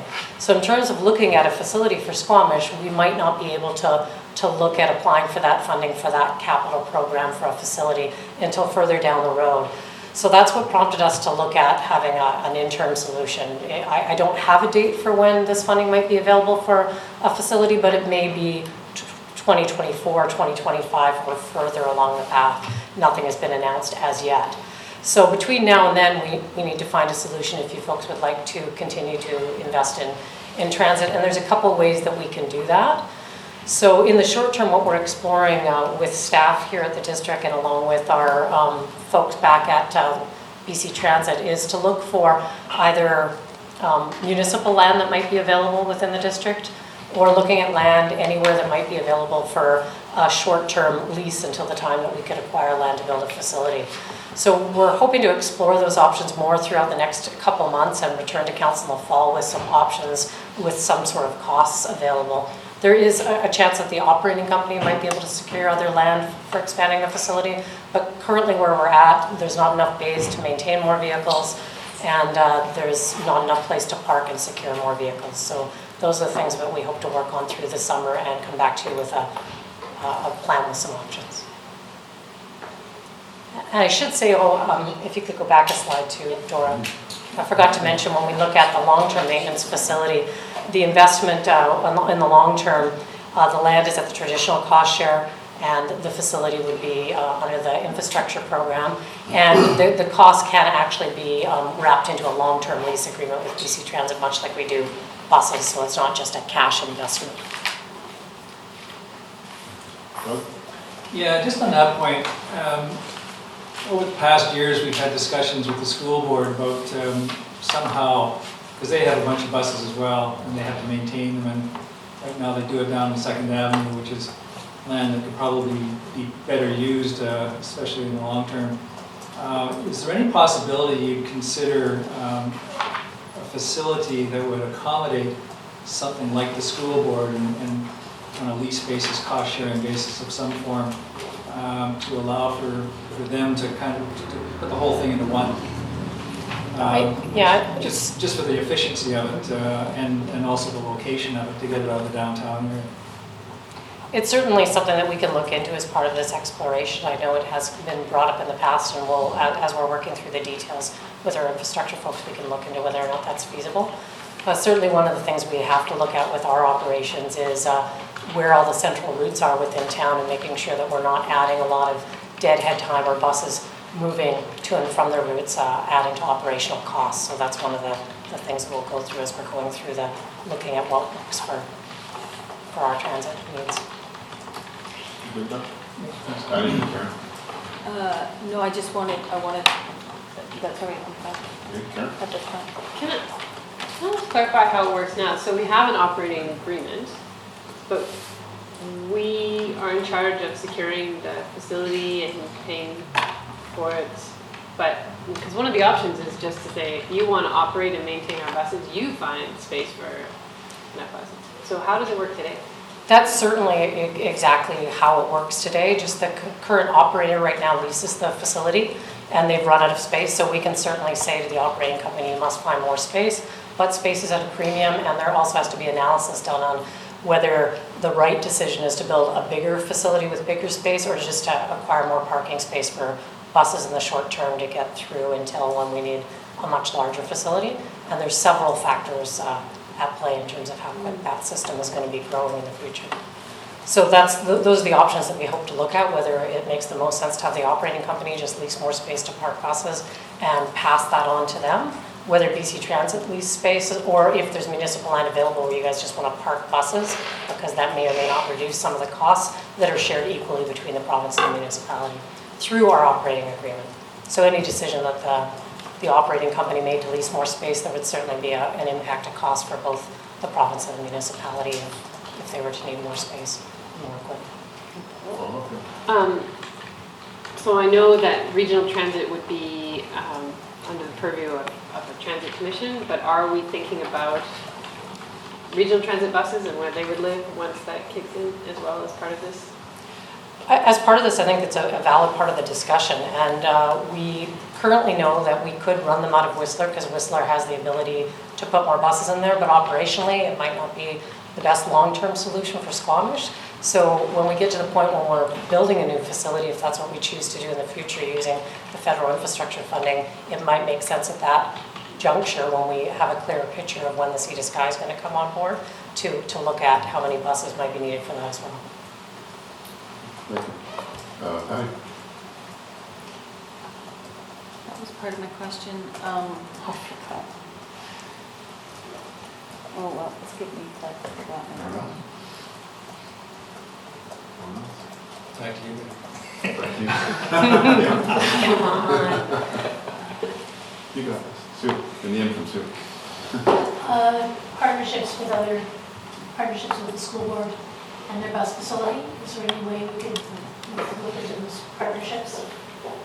Yes, yeah, I made a note of that to go back to our team and see what kind of partnerships we could look into. I'd have to get more advice from our infrastructure folks on how that may work in the future and how it's maybe Yeah, worked in the past. splitting the lease agreement between them would help them as well. Just a question to Dora, on the new bus that we're adding into the Brackendale route, has the school board, It's not a new bus, it's just a new. just a new route? Yeah. Sorry, to be clear, yeah. Has the school board been notified about that? Do they know that that's coming for them? Yes. Good. Yeah. So the bus, so it gets pretty packed up there. I was quite astonished how many kids take that route. Yeah. Yeah, good. Good. Patty? Yeah. You ready? Dun, dun, dun, dun. Lisa, you mentioned deadheading. So where geographically is sort of the sweet spot to put this? really where we're at right now was already Business identified park, right? as within that area is the best So spot. that we Business could- Park, North Yards, Yeah. middle of Brennan Park, sort of in Yeah. that zone. And currently, if South we're of looking Mamquam. at not expanding the facility, but just looking for places to park buses and still do the mechanics out of that facility and have all the operations out of that facility, then it makes sense to have the buses parked as close as we can to that facility. And then when we get to a point where we're building a new facility, we do that analysis. Sue? We own land in the business park. Is it possible to, if we've looked at having a transit hub mixed with a facility so that if we're using any land in the business park that is currently owned by the district, that it be considered a transit hub as well as a maintenance facility until we grow it again? Chris, do you want to touch on? Sure, that's absolutely be part of the conversation, but of course that's tied into the real estate strategy. So we don't want to presuppose the use of that municipal land in business. That was my other question. How does this tie into the real estate strategy as far as funding is? Intimately. Except it's not considered in our real estate. Is it, sorry? It's not in our real estate strategy currently. It is. It's actually in there? It's in there, it's just a little bit lower down. Oh. It's not currently one of the prioritized projects. It is in there. An interesting part of this, though, is of course that we have the option to, instead of have a capital expenditure, to route the capital into our lease fee, basically. So that changes the picture a little bit, where most of the other projects must be a capital project and affects our borrowing, etc. So there's an opportunity there. Okay. Anyone else? Well, thanks very much for your time. We appreciate it. Sorry, so we are looking for a recommendation on the MOU. No decisions needed on the facility at all, but the MOU. Forward a motion.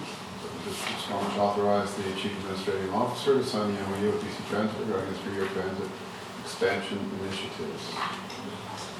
Moved by Sue. I'll move it and then we'll. Okay, moved by Sue, seconded by Doug. Sue? Great. I mean, how tied, if we wanted to, if for some reason the population increases or densification, this basically just ties us into vehicles, but route changing or 3 years goes by and our population's gone insane, like we need to add routes, add vehicles. Does this tie us in if we need more vehicles or need more expansion? Is that? This MOU is really so that we can go to the province and ask for funding on your behalf. The only year that we really commit people to is year 1 if there's vehicles attached. We will revisit year 2 and year 3 again this time next year. Thank you. Thank you. I'll call the question on the motion. All those in favor? Opposed? Motion carries unanimously. Thank you. Thanks, Lisa. Thank you. Next up is the Mamquam Road and Garibaldi Way intersection of Highway 99 for discussion.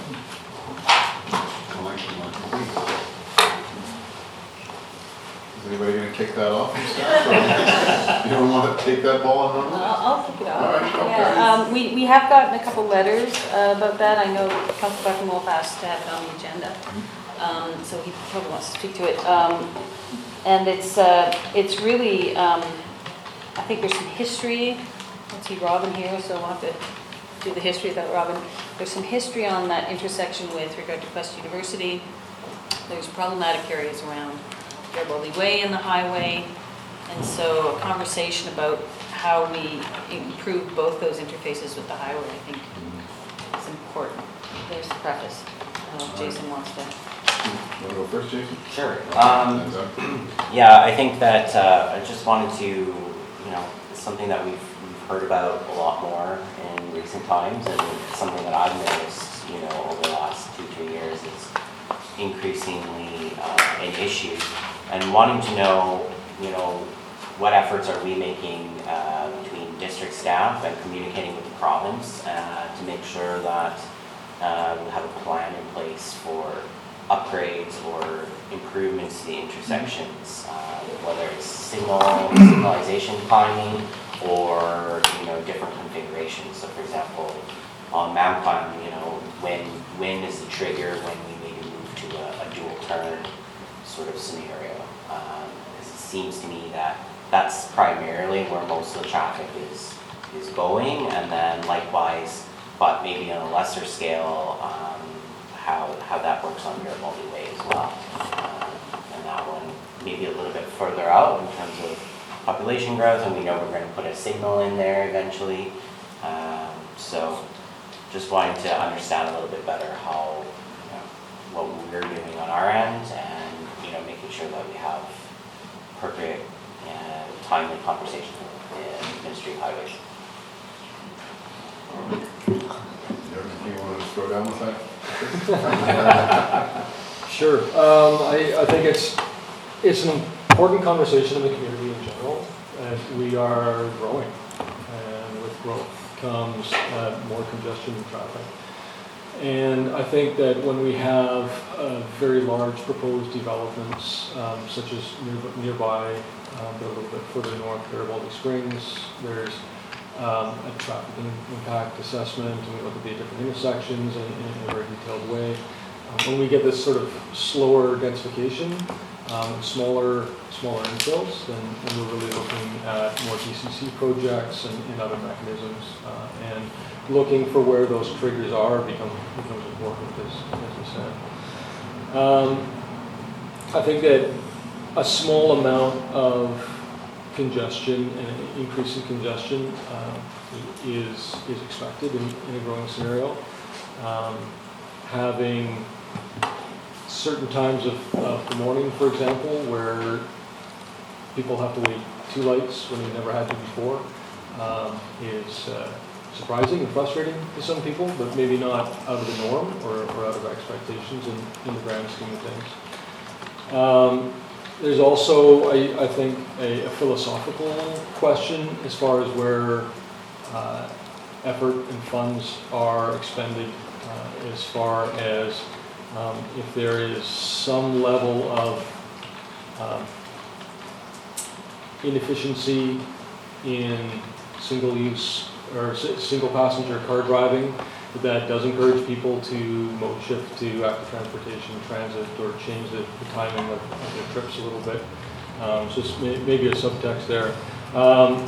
In this particular case, we are looking at really AM peak in the left turn off of Mamquam on Highway 99. It does sometimes back up for, so that you have to wait an extra light.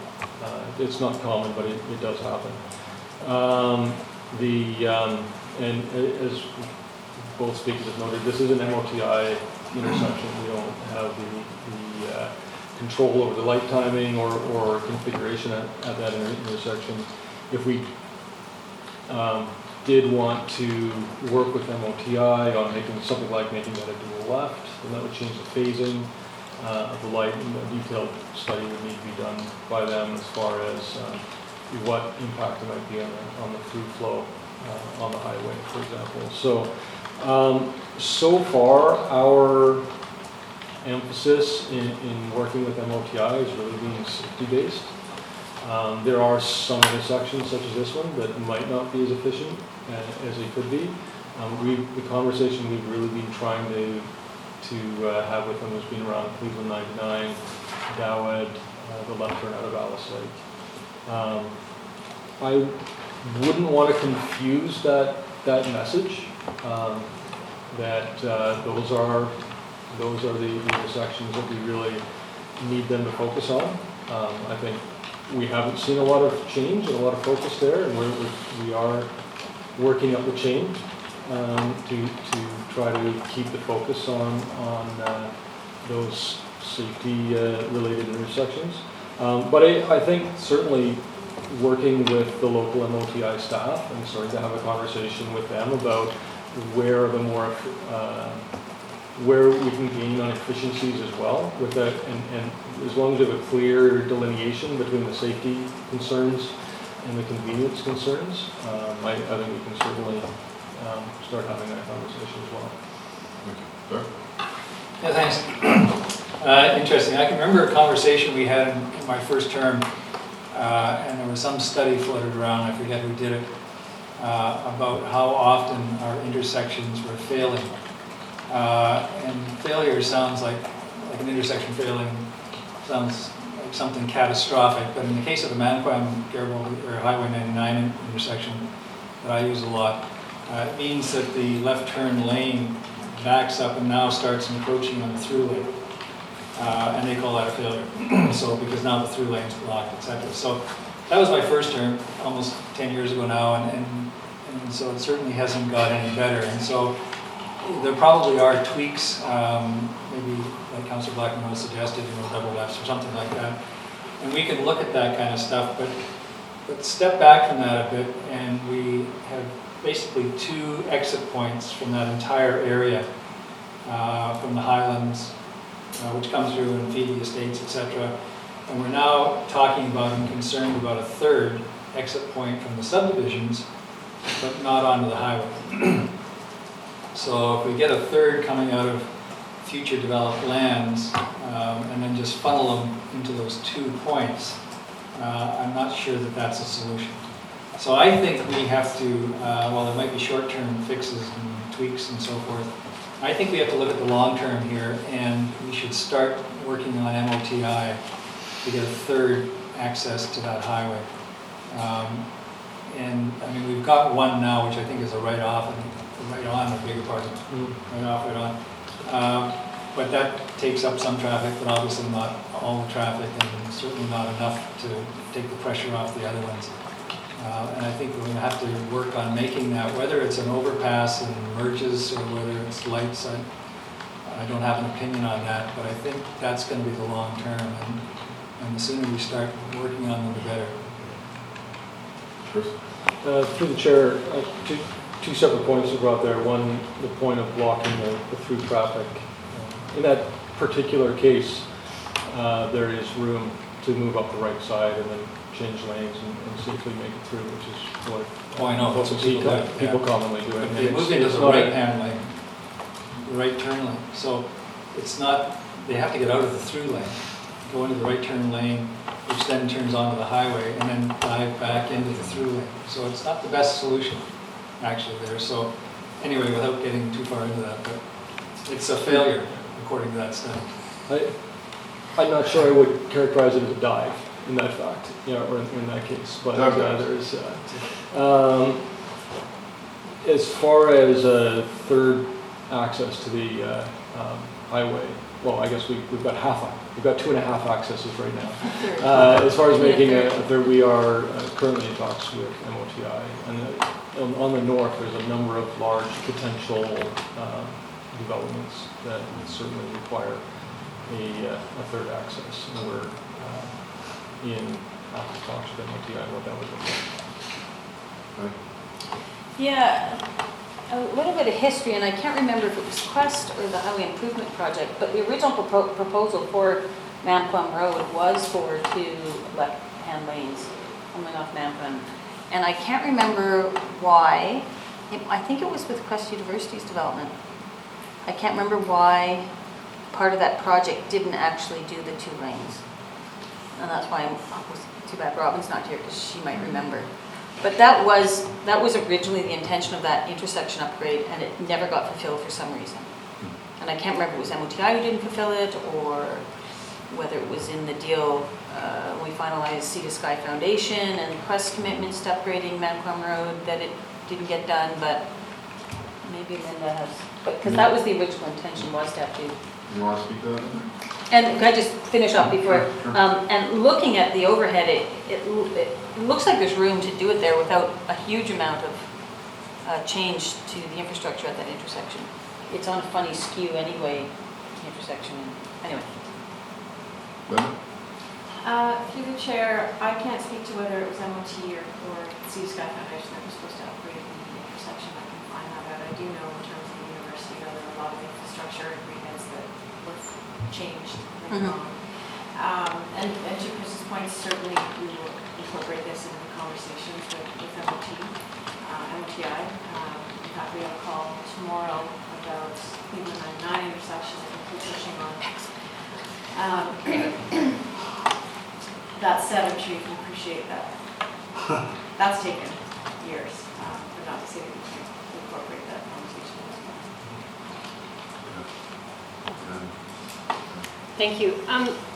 So one of the things that we've identified in the active transportation plan is that Mamquam is a major east-west connector, and so is Garibaldi Way. And so I'd like to look at early conversations with MOTI about those are going to be corridors not only for pedestrians and cyclists, but also our transit system. And so how do we provide bus pass-throughs? How do we redesign? Like maybe that's the way to come at MOTI, is that this isn't just about cars, it's about safety, but it's also about prioritizing transit, active transportation, because I think we need to make room for bikes in a much safer way through there. And figure out what we're going to do with this increasing consistency on our bus routes. How do we get them through those intersections faster so they're not waiting?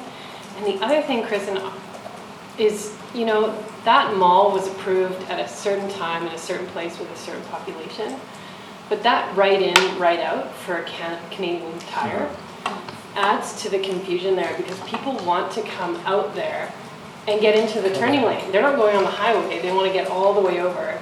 And I wonder if the right in still makes sense, but whether we need to start working with the mall to say, you know what, all your entrances on Garibaldi and Mamquam may no longer make sense. And I think we have to have that kind of conversation, because there is a lot of traffic through there, and I think the people trying to, or we curve the bend around so they can't cut across traffic, like they actually are guided out to the highway if they're using that right out, so they can't try and cut across. But, you know, there's all those entrances on Garibaldi Way, and we talk about intersection improvements, but we're not really talking about engaging them all in like what makes sense and is safe for everybody, their patrons included, and directing people more towards the center and out behind London Drugs or however it might work, but maybe not right into those very busy intersections. And so that's part of the conversation that I'd love to at least start to initiate with the landowner.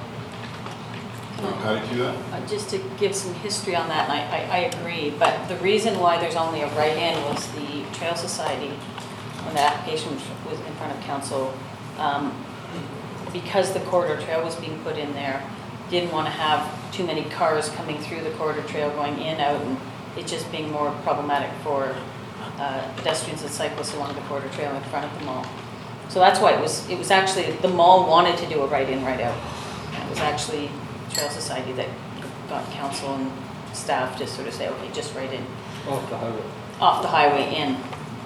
But I think in today's day and age, with the more comprehensive active transportation system that at the time there was no active transportation system, and the corridor trail was sort of like the first piece of it.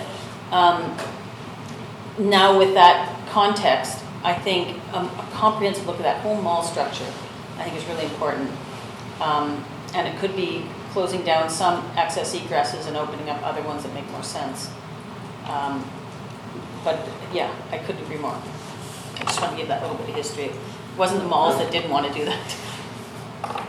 I appreciate that. To the chair, we do have a DCC project for next year for the Garibaldi Northwest Line. And obviously there'll be a lot of traffic studying, including that one exit from the mall, and I think we'd have to look at how do you, if you can lighten that traffic out there, what does the bigger picture look like? So I think there's an excellent point to make sure we have in the scope the whole picture. And to be honest, I think part of it is just confusion. I think that when you have locals who've gotten stuck there, we know to duck out and around, through, behind the Canadian Tire, through the light, and then through to make our left. Don't tell us. But it's but that is not at all obvious. That the layout of that part of the mall is necessarily a little bit convoluted because of the way the hydro byway came through and everything, and so it's tough for locals to figure it out. Thanks. It's really easy to get caught up in single traffic issues, and I think that with the work plan and our transit planning in general is really we have to look at things comprehensively. We can micromanage, like you should take a left here or shut off that exit, but really we have a comprehensive transit plan, and we really have to stick with our budgeting and our planning. And we have a lot of intersections that are going to be congested with the amount of density that we're adding. And this is only one of them. This is all our exits. We're adding density everywhere. We're increasing the amount of people that live in these neighborhoods. And now when we start micro-picking on single exits, we really lose neighborhood planning, we lose comprehensive planning, and comprehensive budgeting to basically put a nail in that coffin. I just really look at downtown exits as being more of a priority because we're driving density into downtown. These exits are east-west connectors. I totally agree with Councillor Elliott that we have to really look comprehensively at how we're getting people across the highway safely, and the active transportation planning in that area. And the only thing that I can think of there is that the letdown for the curve is on the wrong side. Our active transportation letdown is on the entrance instead of the exit. So when bikes are coming across there, the kids can't, if they're not going up curves, they can't get up the curve. And that's something that is probably the easiest fix, as opposed to looking at these massive fixes, is make active transportation a little bit easier in that area. But I really want to stick with our comprehensive transportation planning and make sure that we're budgeting appropriately and not micromanaging every complaint that comes in at this point. We really have to look at our long-term budgeting to fix these problems and relationships with MOT. I for sure, and the phone call, yeah, it's been like 9 years with. So I'm not optimistic, but I'm sure they'll get right on it and take that phone call. Yeah. The bane of our existence for a long time. Intersection target. Thank you. So, Mamquam again. Two things. So one is, if we are going to look at that intersection and trying to reconfigure it, we might also at the same time consider looking at the street itself going back, because the street is actually, the road right away I believe is wider than the pavement quite significantly on the north side of it, not the golf course side, but the houses side. There's road right of way there to allow, I think, at least another lane, which right now is people's lawns and so forth, and shrubs and whatever. But that road right of way is there, and I think it goes back as far as Highlands Way South, and I don't know if it goes back any farther that way. But if we're talking about, and I agree with the fact that, you know, we want to make it safe for bicycles and stuff like that, I think we have room to improve that road on the north side by adding a lane for whatever purpose, whether it's bikes or cars or so forth. So we might look at that at the same time we're talking about improving the intersection. The other thing is, and this was before I was on council, when Quest University came along and initially proposed building the bridge and running the traffic up Highlands Way South and along the boulevard, the neighbors were a little bit uptight about that, and there was a significant amount of public pushback. But if I recall the pronouncements at the time, it was to the effect that this is just for the first part of it. Eventually, when the build-out happens up there with all the residential, that there would be a second entrance to Quest, more or less going up past the golf course, and whether it's on exactly the same road right away that goes up towards Diamond Head or slightly different. But the thought was at some point that had to be approved. And we might think about that, because at that time, that was what was more or less put out to the public. And I don't know what the stage was, I don't know if it's ever enshrined in an agreement, but we might think about whether or not that is going to become necessary in the build-out of all of the residential up and behind Quest, which is, going by memory, was something like 900 units, I think, in total, a significant build-out. So that will also, of course, impact that intersection. If people stop going down through the Highlands, where they might get onto Garibaldi Way and they all start flowing down Mamquam, it just focuses on that one intersection. That's the choke point. Thank you. Anybody, any other further comments? Jason, are you happy with the wholesomeness of the conversation? Didn't really get you anywhere, did it? Yeah, maybe without distracting too much from the Cleveland Avenue intersection, because that's still very much our most problematic intersection from a safety point of view.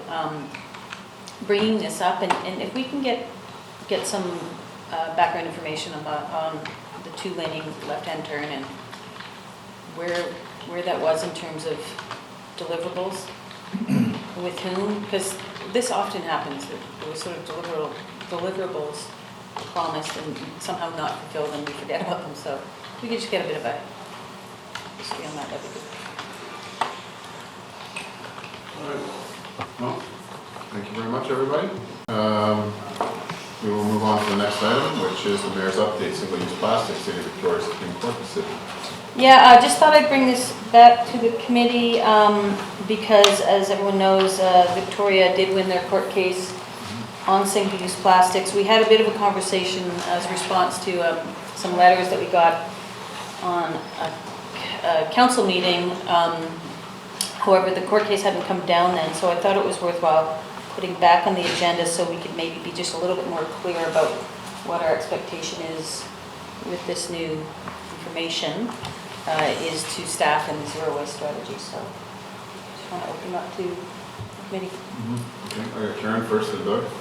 I was really excited to see this come out. I think we now have a cookie cutter policy that's been tested in the courts that we can implement just by taking Victoria's and bringing it here. I think that the time is right to do this. I think other communities will follow suit. And so I'd like to see this as part of the zero waste strategy sooner rather than later. Okay. Yeah, I tend to agree. I mean, and a lot of this plastic is ending up in the ocean, which irks me even more. It is a problem. There's no question about it. The only, it was almost comical the way it happened, but I happened to read that, and then I was watching television, and there was an advertisement from a large national chain of coffee shops with all of their drinks having plastic straws in them. So, so clearly there's going to have to be a phase, and so I think I'm in favor of generally moving in that direction to get rid of these things. But I think local businesses have to be engaged. You have to understand the impacts. What are the alternatives for them? Is there time for them to transition, etc.? So that would be with plastic bags or plastic straws, I think, because both of them would be probably a significant change of business model depending on which store or business you're looking at. So, but generally, I'm in favor of moving in that direction with some communication with the businesses. I'm noticing a lot in the local grocery stores now that they're asking whether you want a bag at all or not. Because a lot of people are bringing their, their cloth bags and other alternatives. So I think for some of the grocery stores, it's probably an easier adjustment than it is for some of the bigger chains that use plastic straws. That's just my assumption. Karen? I just had a question through the chair to the mayor about why the motion just speaks to plastic bags and straws rather than single-use plastic bags and other single-use plastics in general. No reason other than it does say the use of single-use plastics, bags and plastic straws. I'm happy with single-use plastics, including plastic bags. Including plastic bags. I think spelling out bags specifically is important, but then I think we work with our business community to look at phasing out all single-use plastic, whatever timeline that takes. Yeah, those are the two big topics. Yeah. I'm not opposed to the plastic bag, to looking at plastic bags. I am opposed to straws. Straws are a huge handicap issue, and we haven't looked at the equity of this policy yet, and I would, without engagement with the equitable lens on it, I'm not interested in banning plastic straws unless we have a clear understanding of how this is going to affect people that require plastic straws. So yes, it can be a choice. You can go to the counter, and it's up to, I totally think the responsibility is on the purveyor of the plastic straws to have them behind the counter, and that people request them instead of an all-out ban, but it is not equitable to put a ban on plastic straws. There are individuals in our community that still require plastic straws. And, in our landfill, we have bigger fish to fry. And again, it's the same thing. It's where do we want our staff resources to go, and where do we want our financing to go in our zero waste strategy. We have a zero waste strategy. We need to actually implement our zero waste strategy, and that will include plastic bags and all other recyclables, and having a good policy surrounding all of these items? Do we need to specifically direct staff for a specific policy on specific items? I would like to understand how it affects the public first, and especially when it comes to straws. I've heard massive engagement from the communities that require plastic straws, so I'm not interested in plastic straw. Got it? Yeah, we're not making a declaration of banning. We're asking staff to bring back bylaws to consider. Totally open to different forms of regulating these things, specifically with regard to the plastic straws. Interesting, a lot of places, for example, Vancouver Aquarium, you can't get a plastic straw there. There's a variety of places you can't do it. I'm totally open to making sure we do this in a sensitive manner, and I think that's part of the engagement process that will inform the bylaws that will come forward. I agree, the engagement consultation is a big piece. Thank you to the chair. I would like the opportunity for our Director of Engineering to speak to the solid waste strategy and how this integrates with the health and formal council's discussion. All you. All right. I had a couple points scribbled down here, and I think many of these have been covered in one way or another. But I'll start out just by the four priorities four top priorities in our zero waste strategy. Number 4 was to promote waste minimization, and this includes the lobbying of senior government for the ability to implement product bans for single-use items. So the courts just did that for us, and that's a fantastic and good news story. Hopefully, it'll end there. I believe they have 30 days to decide whether to go to the Supreme Court. I find it amazing that there is such a thing as Canadian Plastic Bag Association in the world. I'm not sure how that cocktail party conversation goes. What do you do for a living? I work for the Canadian Plastic Bag Association. I think... Well, look at the members.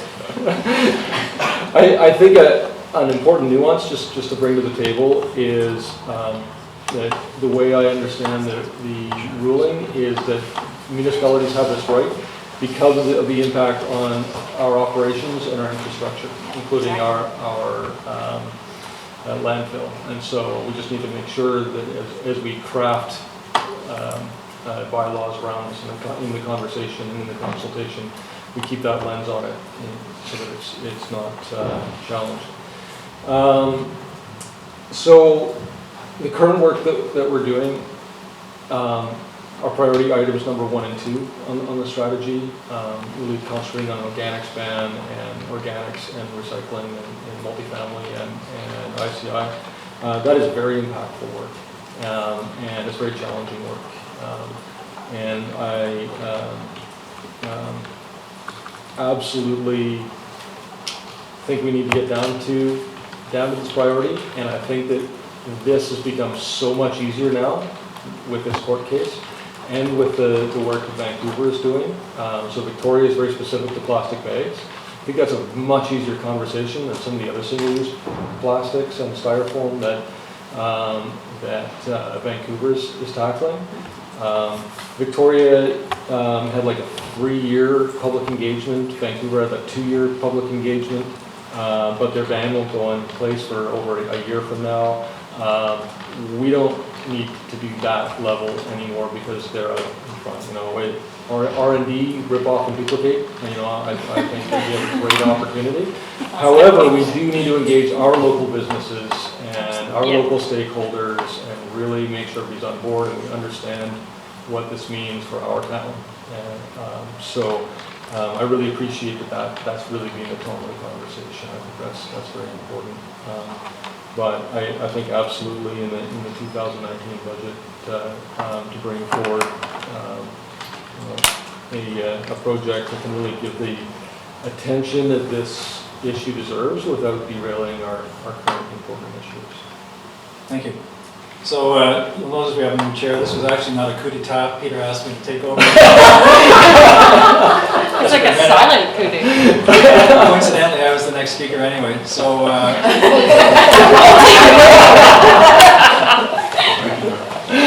So I'm speaking now. Yes, you are. I noticed that.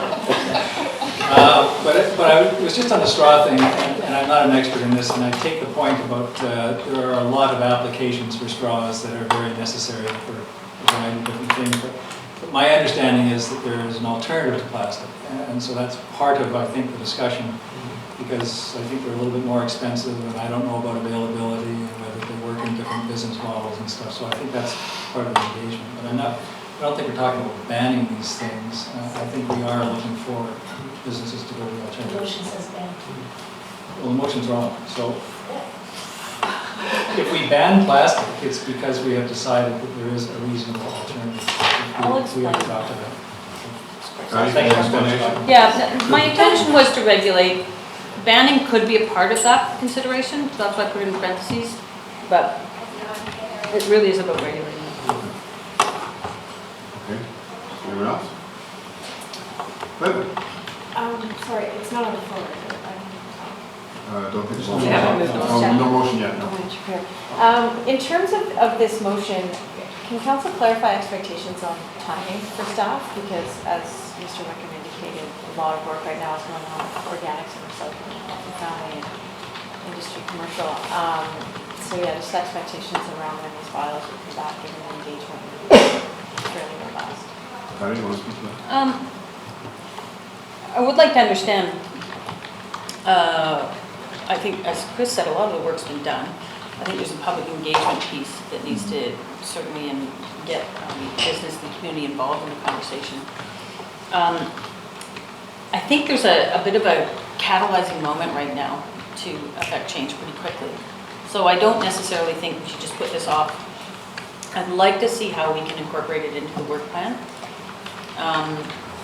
And if it needs an additional budget item for 2019, that we consider that. But I think there's a bit of a moment in time right now to actually use this as a real opportunity to engage the public in conversations. Very topical, not only on this, but on waste in general. Like, I think there's an opportunity to use this as a catalytic moment to get people's attention and move our solid waste in a positive direction or a negative direction. You know what I mean? Sue, yeah. Yeah, thanks. Are we doing, do we have a lot of public engagement? We're already working with businesses. We're already doing a lot of this work anyways. And education, do we need an extra budget item plus engagement plus for a simple item that I think most people would generally agree with is that plastic bags are bad for the environment and, you know, but if we start doing straws, that's going to require an entire massive amount of separate public engagement because of the equity piece. So, and there is no alternative. I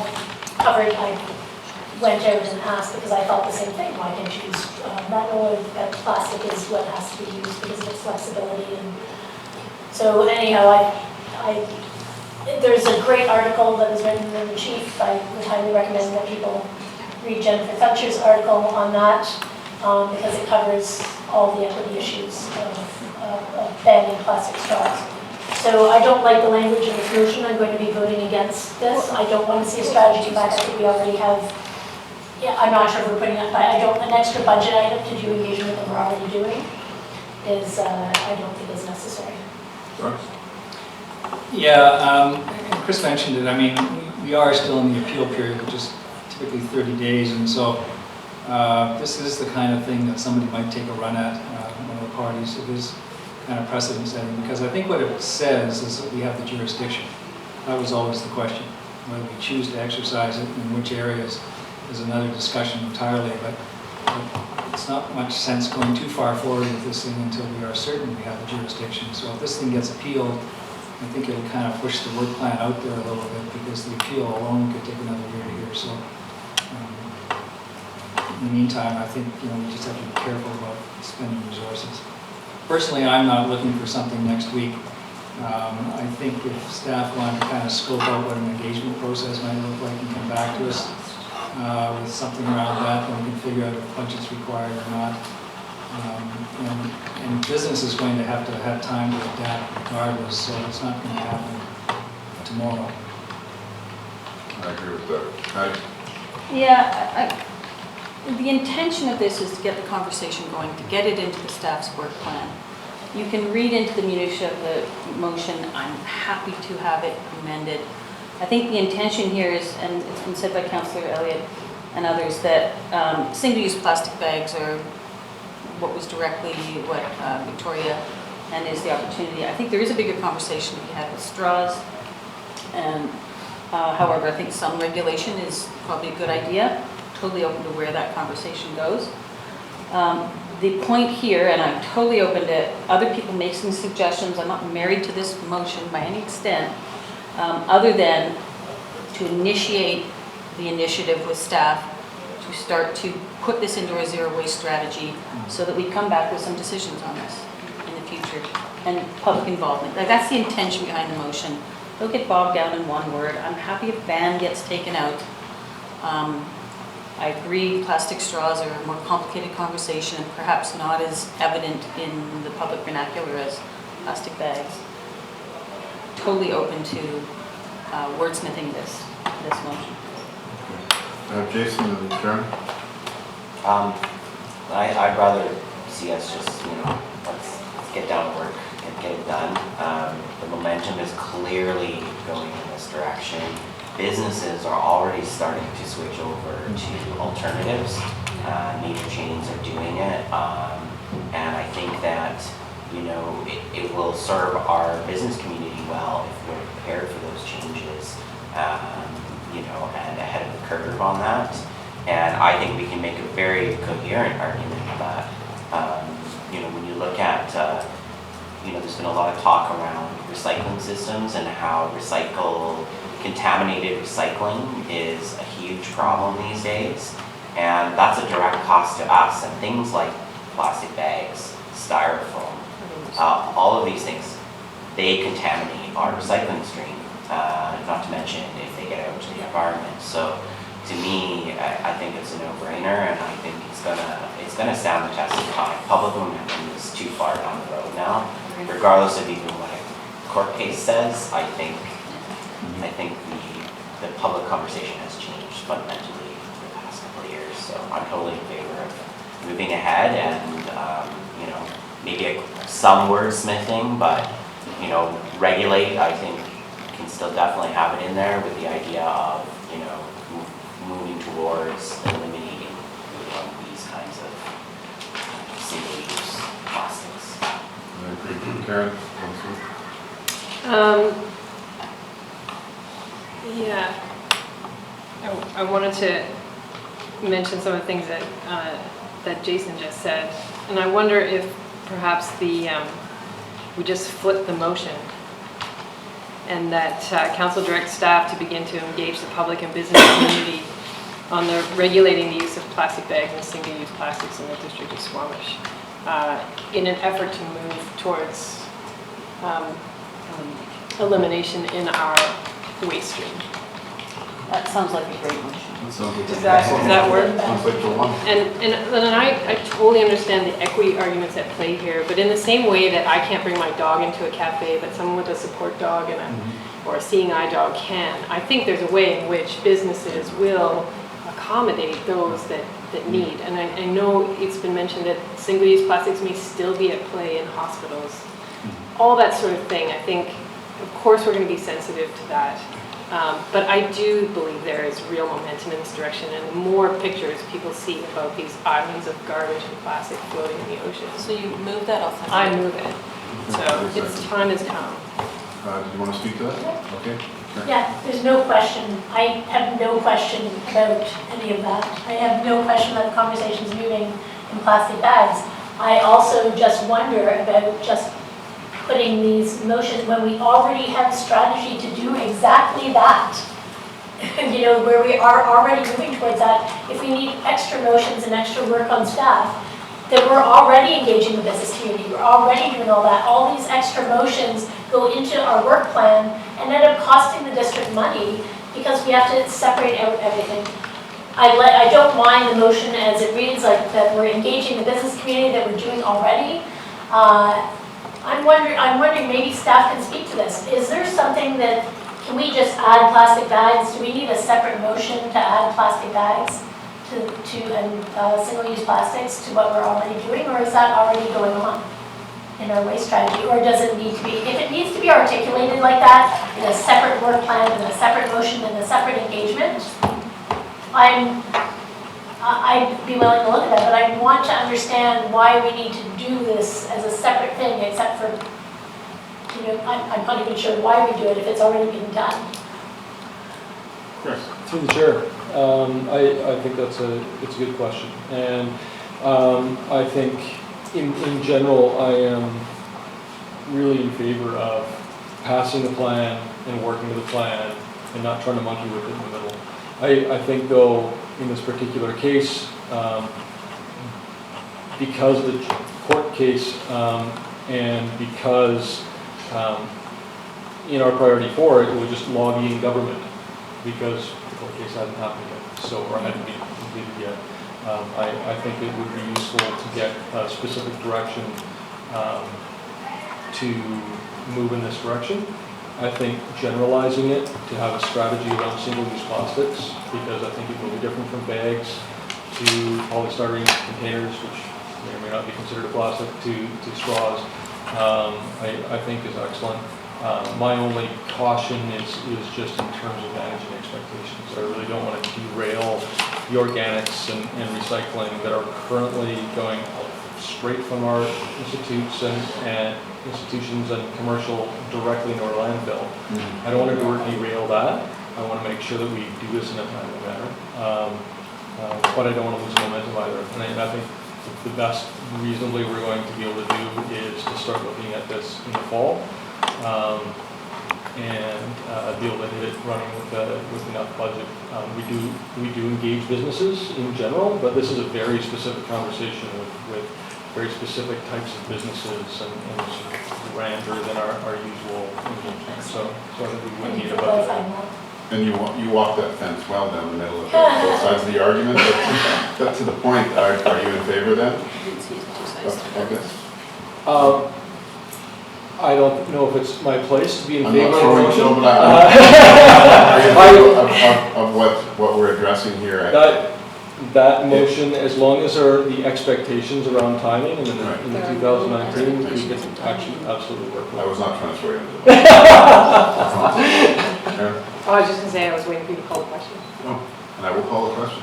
Can you read the motion back, Yes. please? Or Karen? That, I can. okay, I'll let you do it.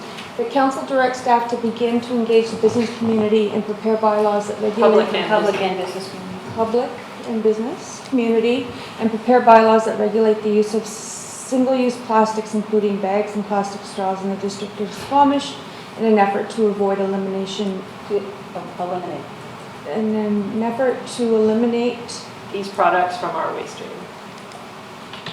Any other friendly amendment? Can we just take out straws? Single-use plastics is what you said. Yes, I did say use of single-use plastic bags and single-use plastic. That's it, which I would support. Yeah. Take out straws. Okay, thank you. So that's moved and seconded, so I'll call the question. All those in favor? Opposed? If any? Motion carries. Thank you. Well done. And moving on to our final item, UBCM Minister Meetings 2018 for discussion. Anyone want to kick that off? Sure. Okay. So this is the annual time of year where we book our minister meetings. We can always do them outside of UBCM too. UBCM may be an opportunity to figure out some more collaborative efforts we want to make with ministers when we have other jurisdictions there as well, not just ourselves. And I'm not sure if staff have a bit of a list of things that we've sort of been talking about which may be worthy, but that would be helpful. There is, the government has sent out their list of all the different people and entities and ministries we can meet with. It's not just ministers, there's transit and various, BC Hydro and yada yada. So, you guys okay? My daughter. Oh. Making faces at me in the Nice. way. And so, maybe I'll just throw one out there. had a brief correspondence with Mayor Cobb from Williams Lake. And just as a bit of history, back in the 80s, Williams Lake and Squamish were the two communities who kind of got together to lobby the provincial government about payment of new taxes for BC Rail and BC Rail properties way back when. Very much similarly affected community with regard to BC Rail properties. And so we thought, and it's really preliminary, we've just shared a few emails at this point, that it may be worthwhile for us to jointly go with an entity like Williams Lake to Ministry of Transportation to talk about BC Rail properties. One approach we could take is based on the fact that BC Rail properties likes to charge exorbitant amounts of money for their property, that they actually pay property tax on what they are wanting to charge everybody, as one approach to sort of communicate to the minister that they're being unreasonable. Anyway, I just thought I'd throw that out there.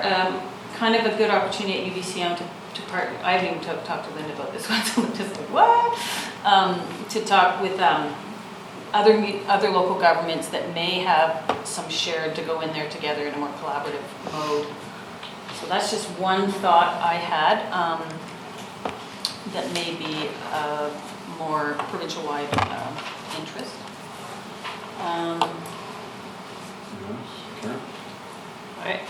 So just based on resolutions we've sent to LMLGA, the Ministry of Citizen Services, about getting telecom to the valley. So allowing that change in legislation, so hitting them up with changing legislation so that it can be classified as a utility, I believe is what we asked for. So that the small telecoms can, So we can get them assistance. so we can, yes. So that's one. We also have recommendations from UBCM last year to the Ministry of the Environment about the EA and compensating communities for the costs they incur during environmental assessments. I know that's not topical right now, but we could follow up with that, getting municipal government added to the schedule. And that may be another one where we find a few other communities that we might want to tag team on that one. I thought there's potentially an opportunity to follow up with the Minister of Indigenous Relations and Minister Farnworth on the Chikai debris barrier. Farnworth directed us at that ministry, and we haven't set anything up, but UBCM might be a place to talk to them about that as a reconciliation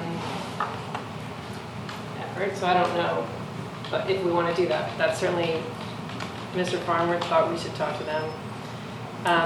Our other LMLGA resolution was Ministry of Municipal Affairs about the old land covenants that are sitting in the Highlands that we have no jurisdiction over, but technically don't allow for subdivision up there. And we've asked for our ability to have a court help us get rid of those. So that resolution's sitting out there, so we could, the building teams, yep. So we could follow up on that one. And also talk to them about property assessments and preserving downtown high streets by not valuing downtown properties at highest and best use until they're actually zoned for that highest and best use. So that might be two subjects for that minister. And then MOTI always on the highway. And then I didn't know if council was interested in talking to Flinro about Garibaldi and Squamish. Just to have a conversation, but that might be a larger one outside of UBCM, not a big one. And I didn't know if we wanted to talk to the Minister of Municipal Affairs and Housing about Crown land for affordable housing, and if there's a process in place to help make that happen. So those were my ideas. Some good ones, thanks. I agree with MOTI, just staying on them. Meetings will continue until morale improves. So, Chair, I'm just curious how you want to do this. Should we could get 20 things out there, should we pick them off as we go, or how do you want to do this? It's up to you. I've liked what I've heard so far, I think everybody. So we have 500 Sort of. meetings so far.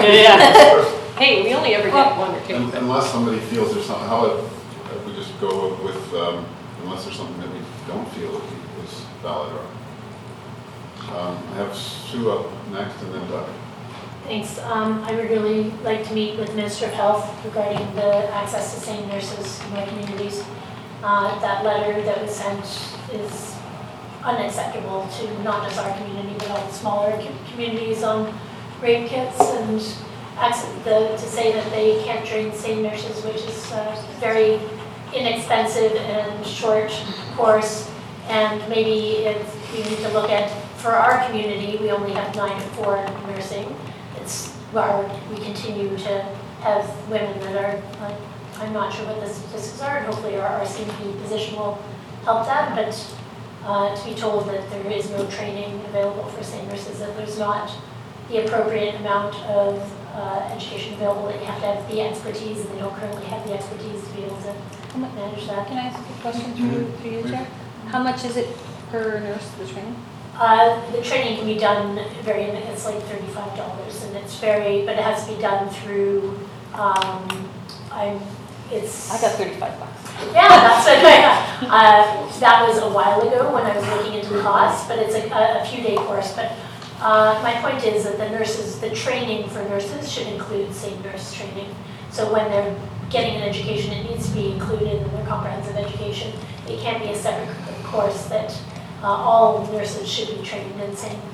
And now we have the facilities to have nurses that are trained in that expertise. It still can be a choice of whether they apply for a job, but not having nurses trained in this and then using that as an excuse to not provide the services to women. They do it in any other crime. Any other crime has the ability to have access to services, but this one particular crime seems to have to get driven every time still. Yeah, thanks. I was just thinking that, in my experience with these meetings, I mean, it's kind of like speed dating. You get 15 minutes, it's pretty rushed, tight schedule. And so you typically, in my experience, again, with one notable exception, you don't really get anything resolved at that meeting. Although the one about changing the legislation for telecoms is a kind of really simple, quick, very narrow issue that might be perfect for one of these meetings. And it's a minister that might not be deluged like other ministers might be. So I think, speaking generally with my experience of these things, there's two considerations. One is if you're going to have a larger issue, use it just as the introduction with the hope that you'll get a follow-up. The negative of that is that sometimes you don't get the follow-up because they think they've already talked to you at UBCM, and so you're sometimes better not to go to UBCM at all with a larger issue. And Garibaldi and Squamish is one that strikes me as that's just a separate, get the minister down for an hour and sit them down and go through it, and don't even try to do it at UBCM. So I think we'd have to, and the other thing, of course, if you have too many, you're just diluting the thing too much. And I don't have a number in mind, but more than 5, I think we're kind of taking our chances about do we get them. So. Well, and just speaking to the issue with the building covenants, there is already legislation that allows a court to set those aside. The difficulty is that the court decisions have placed a very high threshold to succeed in an application like that. And so I think, I tend to agree with you, it's kind of an odd system. The public looks at them, or the courts look at them as private contracts between various property owners. And so the first question is, should municipalities be able to step in there and mess around with them? And if we should, because they interfere with planning and they conflict with zoning and stuff like that, is there a process by legislation where we can just step in and change them, like we can change zoning? And so that's, I think, the question. But there already is an avenue of getting rid of them. It's just a difficult avenue. It's in the Land Act, I think it is. We've done that before a couple of times. So, but I think that's an interesting point to kind of start bringing up, because these things have been around for a while, and the difficulty is that they very often do conflict with changes in zoning over time. But that doesn't necessarily justify turfing them out. That's the problem by a court. So that's the difficulty with these. Although our point is that there's no one there to enforce them anymore. And in that circumstances, why do we need to walk through all these hoops? Because there's no one there to Oh, no, enforce no, it. they can be enforced by any other party to the building scheme. So any one of the property owners that we have a covenant on can bring out an application for an injunction. Even though the developer's long gone, absolutely they can be enforced. That's not an issue.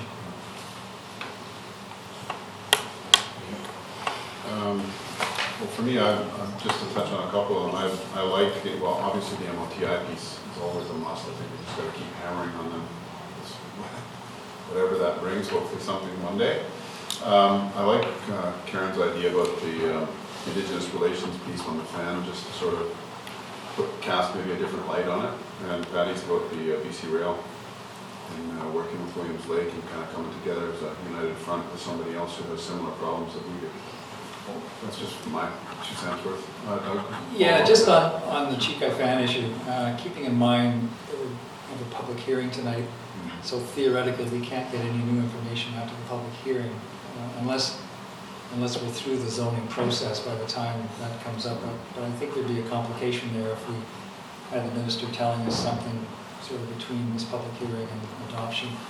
And adoption's a long way out. Well, even third reading, and sometimes we've been told it's better to stay away from these things until adoption. So adoption is a long way out. So that may be just the complication of that one. I think we'd want to have a sit down with staff about that. I agree with the telecom commission as well, that the same kit issue, this government that's currently in power promised that they would change this. They actually lobbied in the chamber against the Liberals to fund same kids and same nurses in all the communities, and now that they're in power, I think they should be held to account for this issue. And I think meeting with the, even if it just starts conversation again, maybe it's off, new government, it may be off his radar. I don't think maybe he understands the severity of the issue in the communities. I know that, just the amount of women, just because I've been an advocate for this issue, the amount of women that come to me after 4 o'clock that have gone through rapes in our community is still immense, and they don't get St. Kitts done because it's not available to them on the weekends or in evenings. And so 9 to 5 or 9 to 4 is not an acceptable amount, even if it changes that we had it from 4 till 9 in the morning or in the evenings. It changed maybe it's a community conversation with our healthcare authority. But this issue needs to be brought up to the province, that the provincial government had promised that they'd change it while they were in opposition.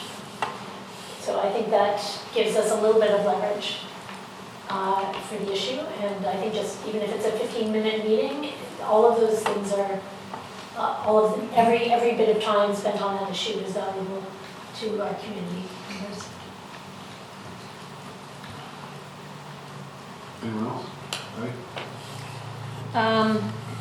I agree with Doug. You kind of have to be strategic with these sorts of things and make it really focused. They are not the end of the conversation with the province. They're sometimes just the beginning.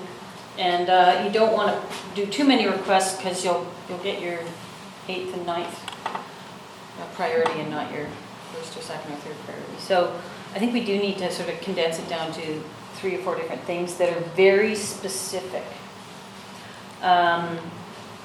The bigger picture issues, and interestingly, I'm not sure, I think we need to talk with Squamish Nation about meeting with the Minister of Indigenous Affairs, is that what it's called? Relations. They seem to have a different opinion about the effectiveness of that minister, so that's all I'll say in public. Haley, don't quote me. I think this is an opportunity to do things, so particularly if there's a collaboration. I think the assessment one is a really interesting one, and there's a big conversation to be had, and I think UBCM as a body needs to really start digging into that. I know that City of Vancouver has been digging into it, but the BC Assessment Act is archaic and challenging for municipalities particularly ones like ours that are affected so dramatically in different neighborhoods and that kind of thing. So I think we need to modernize that whole BC assessment thing, but we need to go into a meeting really prepared for that. I'm not sure we're there yet with that conversation.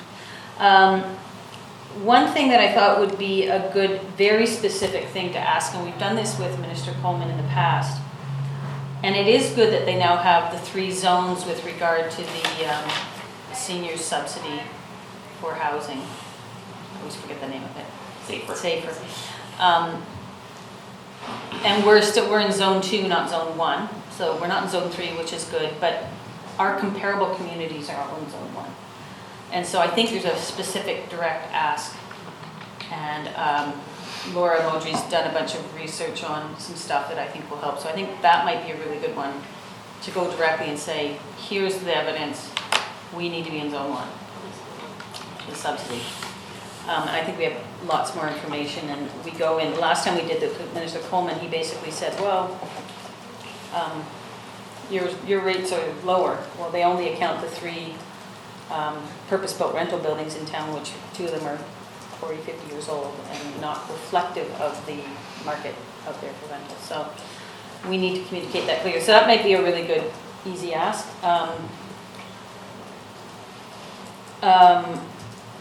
I think there's a strategy to be had with the rape kits, and we need to get more communities on side. So how, if we move forward with this, actually getting more than just Squamish in the room to start advocating, I think is a good approach to look at how we do that. Whether we do that UBCM or constantly through other mechanisms, but I think we need to, it needs to be more than just us in the room, or we won't get the attention it needs on that issue. It hasn't been the case. I mean, it's amazing it's moved this far, but I think we need to have a bit more of a strategy on how to. It was 100% endorsement. UBCM. Yeah. Much more clear you can be.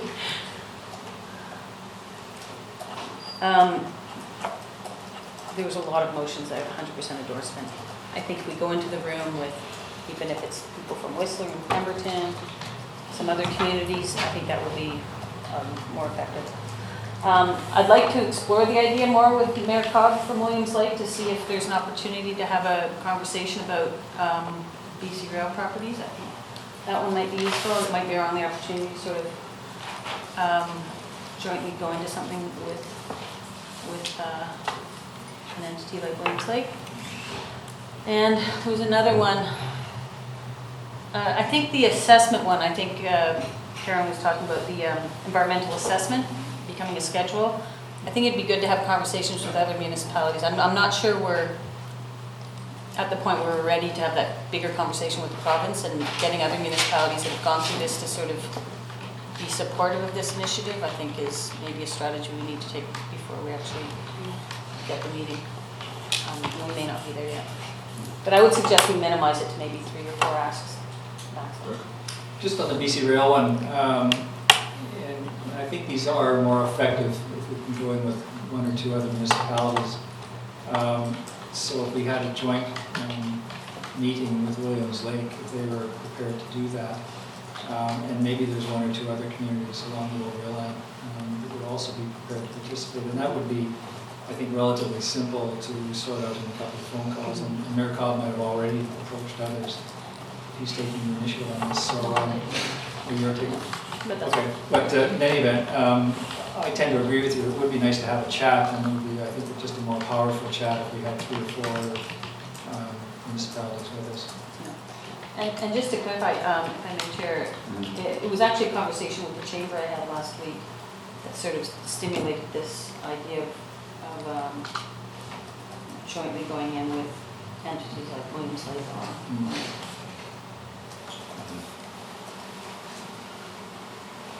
Okay, anyone else?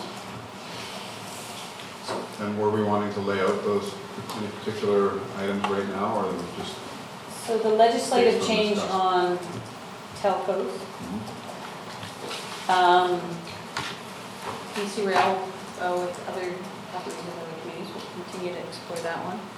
The housing, the safer housing rates, very specific ask. I think there's a strategy around the safer, but let's figure out what, if we may get a couple other communities to go in together. Sorry, I got safer and safe, yeah. The same. The rape kits, education training. And there was 4, I'm trying to think if there was another one that was. Assessment, I don't know if we're at the assessment one yet. rather than get UBCM on it first. Yeah, I think there's a real sort of digging into the policy piece about how you might modernize that. Should we do the telecom one? Yeah. You already mentioned you it. mentioned that. Any other? Transit, Cleveland 99. Well, I think no matter what, we want to meet with Minister of Transportation, take any opportunity. At this point, I hope we have something before September on the Cleveland intersection. 4 years plus. No. Plus. Jason and Doug?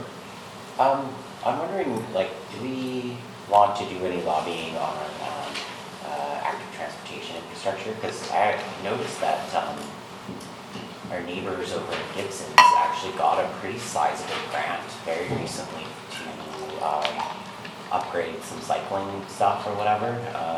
And I would think that the minister, might be interested in investing in Squamish, and, given that we've done quite a bit of the sort of legwork now in terms of the planning, and we're not just saying like, give us money, and we have an actual plan, like if we, can sort of complement the work that staff is doing in terms of applying for grants and all of that, but to sort of adjust it at a political level.